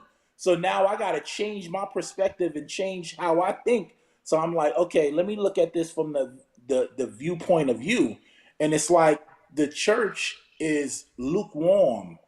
It's like they want this and then they want this, you know what I'm saying? But they stand for this, but they still doing this, and that's where we have to come from. And that's why I think that it's important, like you said, Naya, that we have to educate our kids when it comes to that, because we're not educating our kids and saying, okay, this is good, but we're educating our kids to say, all right, so this is what's going to happen this month. You're going to see this, you're going to see that. I want you to know that this is not right. But I want you to also understand this and this, and educate them when it comes to that, so they won't be what we don't want, what we see and we don't want them to be, if that makes sense. So I know that was kind of long, but No, I'm you good. finished. Yep. Yeah. I feel like that was right on par with what I was trying to say too. Just on a pure, education aspect of that. Like I said, obviously everybody's household is different when it comes to their spiritual beliefs. But I do feel like core for us as Christian community, love is above when it comes down to a lot of what we should be moving and holding true to. And I don't feel like we can do that as genuinely and authentically as we can. And we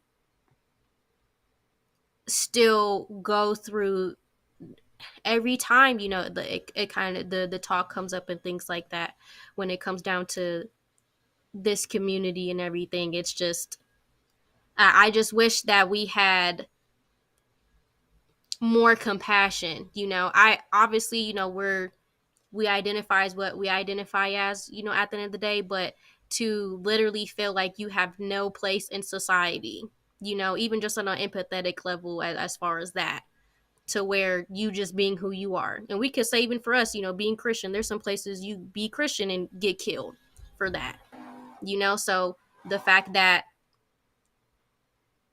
that even exists, the fact that there's somebody that's probably going to go to a parade and be fearful of their lives, like that's not right. And that's why I'm saying I don't feel like we should be condoning that. I don't feel like, they're less deserving of love or compassion or anything. I do have a question. Why do you feel like we condone it? Why do you feel like we condone them being killed? I'm just curious. I feel What like made you say that? I feel like everybody's justifications are different when it comes down to what level of violence that is condoned, but it is definitely not a new concept and idea that people kill gay people because of their Christian beliefs, because they feel like it is their right as a Christian person. Like it's a cleansing, aspect of that. It does happen. People do go and write those, what is it called? Like manifestos, and include in those manifestos it be because God told me, or because I felt like this was my purpose, which obviously we know God would never tell you to do nothing like that, but it does happen. And I feel like we should be looking into our community on why someone would even feel so comfortable not only thinking and holding those beliefs, but having the confidence to go and carry things out like that in the name of So, the community. okay. So we would have to love the murderers in the name of Christ as well, right? Would you say that? Yeah. Because they strongly, in regards to that, we would have to, show them love as well. You know, yeah, I will say, I understand where you're coming from, but I am gonna keep everybody lifted in prayer in regards to making sure that your yes is your yes and your no is your no, while still showing love, because Jesus did eat with sinners, but he did not sin. So I am in full agreement um with that, but we also have to be mindful of what portals we're allowing in the gates, of our airways, our mouthways, and we do have to be mindful. I don't think it should come from a judgmental perspective, but I am firm on we can't keep allowing all these different types of doors to be open and then complaining about what that looks like later on in society years later. You know what I mean? When it begins to affect us, like the other day we watched a podcast, sidebar is something different, where oh man, McDonald's workers are underpaid in California. They can't afford their rent, and now McDonald's workers got that raise, and now all these small business owners can't keep up with that rate, so a lot of people are jobless and now homeless. So it's like, well, what's the bigger evil here? You get what I'm saying? Like, we have to look at the whole totality long term, not just the right now. I do believe we should love everybody. You get what I'm saying? I really do. Like, I'm not trying to come off like we should not love them. I'm only standing firm of like what we allow. That's it. So I hope I'm not coming off in that What super do you feel judgmental. like we're like overextending a welcome to? Because I know you brought up being mindful of our portals and what doors that we're opening. What do you feel like? I guess, Well, are you speaking as a on the community? comment of Like, giving their month, like I don't have to give you your month. You get what I'm saying? Like I don't need to participate, or I could let my kids know that gay people are here. We gotta love them. We gotta love everybody without acknowledging, like, all right, they, the like, but but what then do you again, feel like the month is taking from you? it's disrespectful to God. But what is it The taking from you? Like, why is it with so personal to you for it to be like, oh, I'm not gonna give you your month? Like, that's a very personal statement to say. Well, yeah, because if the more you grow with Christ, you begin to love what he loves and hate what he hates. So yeah, it is my opinion. I'm gonna say that. You get what I'm saying? But like, if that is, I'm not gonna agree to that sin. You get what I'm saying? I'm not gonna agree to that sin to give that month any acknowledgement. And if you want to go all the way technical, Naya, I don't even do Easter bunnies and Easter eggs, because Jesus is the Lamb of God. You get what I'm saying? Like, I'm not Mm-hmm. just being this way towards gay people. I'm being this way, and this is me for real. You get what I'm saying? Like, I'm not doing no Easter bunny, Easter egg hunting, none of that. We're not doing that. Right. So But I'm standing that's what I'm saying. firm. Just because you don't participate, that doesn't make it any less visible than what it is. So you're gonna have to find a way to still go to the Target and probably see the Easter bunny there and see the Easter eggs, and other people celebrate that. So when it comes down to the Pride Month, it's gonna be people wearing rainbows and dancing and having a parade and stuff. Like, we can coexist and move past that. That's not really doing nothing detrimental to us at the end of the day. Like, why are we making it more of an issue than I feel like it really needs to be? Because it Like, is do an you feel issue. like that we're giving it more than what it is? I don't think we're giving it enough energy. I don't think we're giving it enough, because, Enough, just like I said, negative energy. Let me just go. Like, what do you want us to do? That's what I'm negative asking. Like, though. what do you want us to do? You want us to stop the Huh? parade? Like, you want us to stop the parades?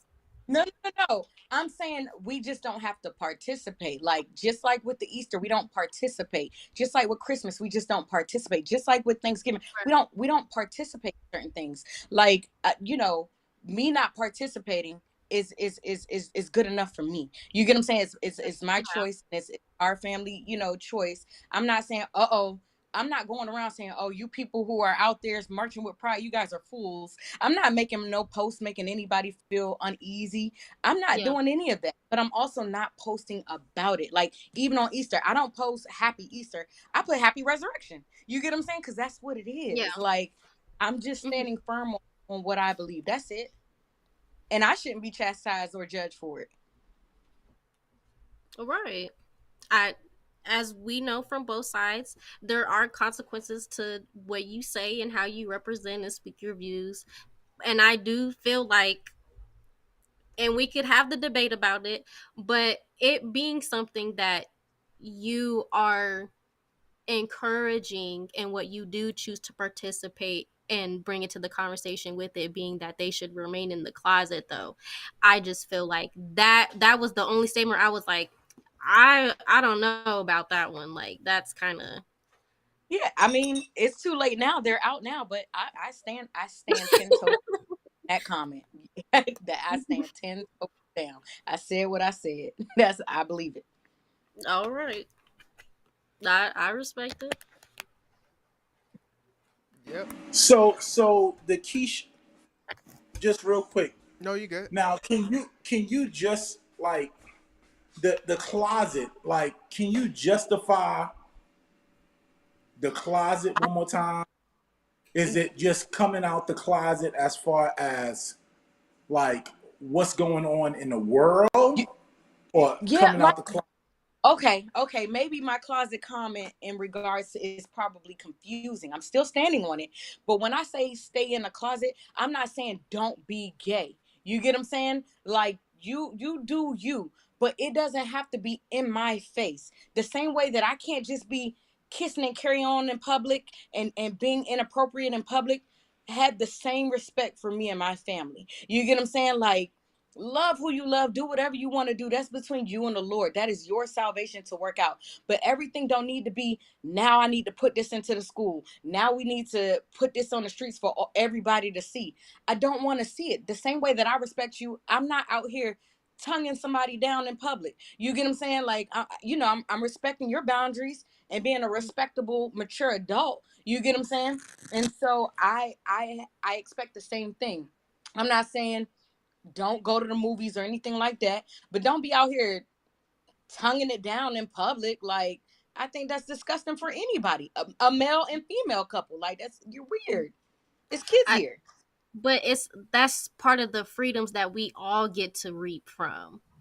That's not just gay people that have that freedom, it's straight people, it's everybody. So to deny them freedoms in certain areas, and for us to say we're more deserving of these freedoms because we have these beliefs, that's not fair. But I didn't say, I said I don't like it even for a male and female. Like, I literally just said that. I know, but I'm saying period. Like, that's part of the freedoms that we all get to benefit from. So for it to just be like, oh yeah, I don't like to see gay people kissing, but I also don't like to see straight people kissing. But it's like, we know which one you would prefer to see. Well, I mean, yeah, it's my preference. Like, we all have preferences, right? But I don't want to see any of them. You get what I'm saying? Like, that's it. Like, to have all these books and cartoons, that's when you're forcing the narrative on other people. You get what I'm saying? I feel like if you purchase the book, that's you making that choice to participate in that, but don't purchase the book. Don't read the book But to it's your children. everywhere though. Like, it's in Right. curriculum. And there's porn everywhere. There's everything's everywhere. So what you choose to participate in and bring into your home, that's what you have control over. Like, and that's why I feel like we should be having the discussion over is what are things that we can actively do and choices within ourselves to coexist with these communities and these things that are going on. I'm gonna have to pull an Eric on today, man. This is why I'm definitely more conservative than liberal, because liberal has too many doors and portals, and it breeds a lot of different things. And then what's liberal about what I said? Like, because you're saying like, huh? Like, I'm saying what makes it liberal? Because you're saying just deal with it. Like, it doesn't matter. It's going to happen. Just deal with it. I'm expressing how I feel about it. You get what I'm saying? I don't like it. I feel like if we were more if we can, project more conservative views, we can make changes as a community that will begin to, help people engage more in the way that is more normal. Like, yeah, I think man and woman is more normal. You're absolutely right. But like, if you're more conservative, if you're not dressing like what's the girl name? Is it Red Hot? Red Sexy? Sexy Red. Something red. Yep. Sexy Red. You get what I'm saying? When you promote all of these things, and it's like, well, just deal with it. It's okay that she's naked walking down the street. Just deal with it. We're free to be naked. We're free to just do all these things. I think that is the problem that we need to begin to address as a community and begin to move forward. So when you open the door, you get what I'm saying, to these things, then it's like, well, of course I can walk in your house butt naked because I felt like it. I'm free to do it. You get what I'm saying? Like, how could you tell me how to wrestle? I would say, I don't want to get too much in the conservative liberal stuff, but what I can say, as far as, especially because, you shared that you more so agree with those views, the conservatives are doing those abortion bans and things like that in the name of God, and that's not stopping nothing. People are still going to get abortions. People are banning gay marriage on the conservative side. Gay people are still getting married. So I'm not saying that it's something where it's like a shut up and deal with it and your feelings and your opinions are not valid. But besides you kind of, expressing that you don't like it, there's not really any changes as far as community wise that you're making or that you're advocating for that's helpful to anybody but just you. And I feel like that's where I disagree with when it comes down to anybody's political views at the end of the day. For one, I don't believe that Jesus would have been liberal or conservative. Jesus was actually very radical in his time. There was a lot of things that he stood up for that was very much against the status quo, and his teachings, reflect that. So when it comes Right. down to even political aspects of that, I don't even think that we should even be participating in that. But if you so choose to, and obviously we vote when it comes to those political things, that is something that you should be thinking about. And those should be reflected in your choices, how you choose to vote, and what causes you choose to participate and support. So when it comes down to what you feel like are gay people's rights and what they should be able to participate in, those should still reflect inclusivity and into that, and visibility. Whether you like seeing gay people kiss or not, who are you to say that they shouldn't at the end of the day? Well, I am Keisha, and I say they shouldn't. Okay. Last question. Before we roll out, Naya? What's your take on the LGBTQ plus curriculum that they have in certain parts of the country? As far as like the sex education part, or I know there's like different Yeah, variations of it. yeah.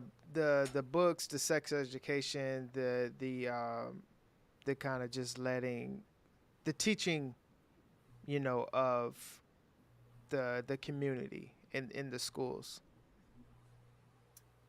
So I don't see anything wrong with the teaching of it in schools, but is that what you're referring to? Yeah, Just letting people know that they exist, or like what do you mean? yeah. Oh, Basically, okay. yeah, basically that. So at least when I was in high school, there were clubs for that. There wasn't like a curriculum thing, so I can't really speak on how that's coming along. I'm that was coming though. We all knew that, like especially with the more that us as a society progressed in kind of making that more known and seen. Like I knew that that was coming, but yeah, there was Gay Alliance Club when I was in high school, and that's kind of where people that were out and more like proud, like didn't really, because there was still when I was in high school there was still like a lot of stigma, a lot of shame around kind of Correct. being gay, but it wasn't something where it was, as I would say, like controversial as it is now. Or maybe that's more in the adult world, but I can say for me, like being actively in school, it was just kind of something, if you were a part of the community, you kind of talked about it and engaged with it. But if you weren't, it's just kind of like, yeah, that's the club that we have, and that's where the gay people go, sort of thing. So Right. So far as it being taught in elementary schools, the teacher takes this book, um, Timmy wears a dress. He wants to be a princess, and that is the curriculum for that time mhm. slot. Um, how do you feel about that? Like Yeah. parents can't opt out of, you know, that teaching. hmm Well, I don't agree that parents shouldn't be able to opt out if they so choose. I think, when it comes down to when you put your child in a public school, you as a parent should be aware and know what your child is going to be learning in that public school aspect. So I feel like that's kind of a given. It's a public school. It's going to be kind of everybody from different homes and diversities and stuff. But I feel like past that, middle school, and I feel like middle school should be where we should be even getting into any type of sexual education. But I do feel like at least in elementary, there's, more autonomy, boundaries, practices, like this is your private parts. Nobody should touch this part of your body, or, if somebody touches this part of your body, which should be getting taught at home too, but everybody's home life's different. But past that, I don't really feel like it's necessary really at that point. Um, I can at least say for me, just because I'm in the profession with children, there's sometimes, we're playing dress up. There's like a aspect of like theater with the costumes and stuff. And sometimes the boys go and they want to try the other stuff. Does that mean that they're gay? No, I don't think that that's what it means. I think children are just curious. They want to test the boundaries of some things. And then, if they want to go home and ask their parents questions about that, like, hey, I seen Lucy try this on, I want to try that on, then that's kind of for you to kind of decide at home how you want to navigate that. At the end of the day, as a teacher, you're just there to educate, and I feel like that can be a part of the education, but with the right maturity and lenses and educational tools to be given with that. Because I could even say, even on a regular sexual education basis, no, you know, outside of heterosexuality, whatever, it's really bad already. Like, when it comes down to sexual education, at least what I heard from the boys is just use the condom. And then when it came to the girl side, and what you were taught is it was don't have sex, you'll get pregnant. So I feel like we should be doing better overall with that, especially if we're going to be including more stuff into it. Right. Yep. Okay. Can I say something?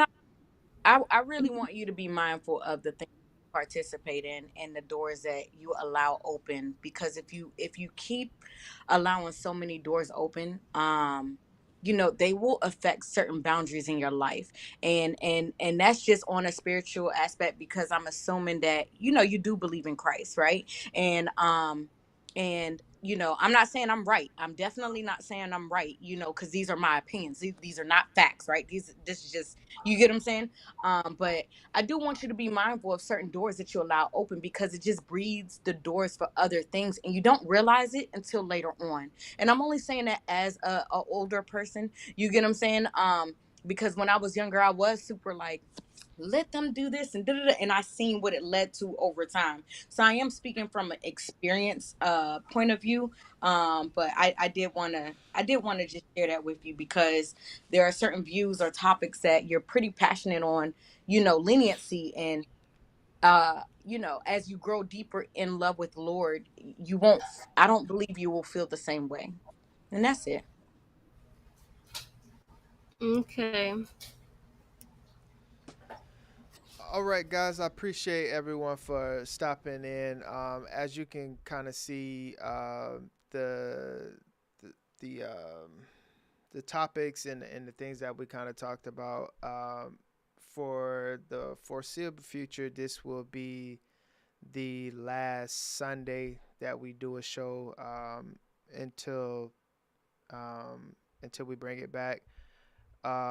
We will be doing shows on Wednesday now, and not this upcoming, but we'll start that on the Wednesday afterwards. I just want to give a shout out to Teriyaki, for the Cash App. I appreciate you, for putting a little something in the plate for the work, of putting the platform together and the conversations. I appreciate you very much, and I thank you for always holding the platform down. Um, Tonight, our last words. I wanted to come out of 2 Timothy 3, verse 16. It says, all scripture is God breathed and is useful for teaching, rebuking, correcting, and training in righteousness. And I think that is a great scripture to kind of come off of the conversation that we was having, about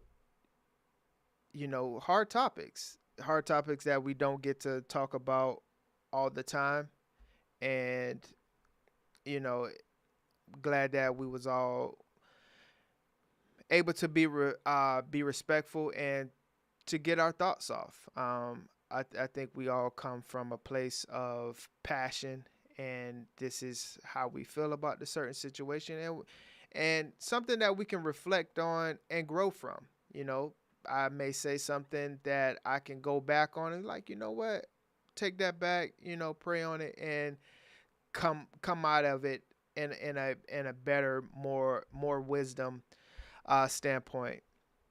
But just understanding that the word is useful for teaching, rebuking, correcting, and training in righteousness. And righteousness is the key, I feel like, in that passage right there, because a lot of things may look a certain type of way that can be quote unquote right in society, but we're not living in society. We're not living for society. We're living for the kingdom, and we're living for what's righteousness. And that is the key that we should be focusing on. Righteousness. What is righteousness? What am I, how am I living my life? How am I using God's teachings in righteousness for his kingdom, not for society, not for the judgment of society, but the judgment for the kingdom, right? So I want us to kind of take that and go forth with the teachings, because we've always talked about it from society, from history. At one point in time, slavery was able to happen, and all of those types of things. So as a person that has a relationship with Jesus, with God, it doesn't matter about Christianity, all of these different types of denominations. It's your relationship with Jesus. What is Jesus speaking to you on? The teachings that is in this book is through righteousness. It don't have anything to do with society. It don't have anything to do with conservative, liberal, all of these types of things. Who's the president? How do I feel about this month? What is righteous? And that is how we should be instilling into our kids, into our lives, into people around us. What is the righteous thing to do? Not what's right. Because society have us out here in a type of way, and then we perish from a lack of knowledge because we're not in the word and we're not using these teachings as righteousness. And then we look and Jesus be like, yo, get away from me, dude. Like, I don't know you like that. Like, I gave you this book and you want it to be right within society with all the things that are changing and happening in the world. And it is about love thy neighbor. It is about loving people.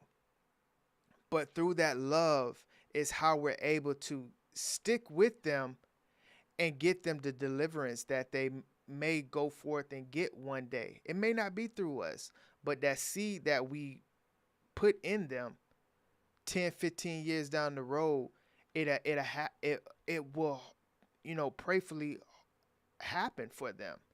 And we do know that the conversations that we did have, it's direct teachings in the word. So yeah, we can't look at it from a societal, base. We really do have to start basing our life on what's in the book, because the teachings are there, and they are from God. And no matter how hard sometimes it may look, Sean said it best, like the word is narrow. So a lot of things that society is progressing in and may have, been okay, that don't mean that in our walk, that's where we should be. And, love you guys. I appreciate everyone that stops by every week to put into the platform in any type of way, whether you get up on here, you call in, whether you comment in the comment section, or if you just just watching from afar and not really saying much. I appreciate the watch hours. I appreciate Teriyaki. 100%. And I hope y'all have a great week. Yeah. I see y'all on the following Wednesday. Peace. Yes. No pressure. Look how God done bless you. Wonder why I'm feeling extra. Say what it do, what the business is. Folk running over what the devil saying. Shoes, pants, chest, shoulders. Get up, off me, don't get closer. It ain't over till it's over. Game breaker, big joke. Jesus like don't trip. Finna make the boat tip. Set the tone with that ice cold, but I won't slip. In my bag like road trip. Switch stands, do my dance, dog. He really don't miss. I don't need a crystal unless it's hot sauce, brother. And I ain't gotta sell my soul just to pop off, brother. Ain't no demon time when you anointed. I keep it regal like movies and hop out like I'm getting dropped off, brother. Car smelling brand new. We don't rock with the flakes, call me shampoo. Just tryna spread that light, bring them lamps through.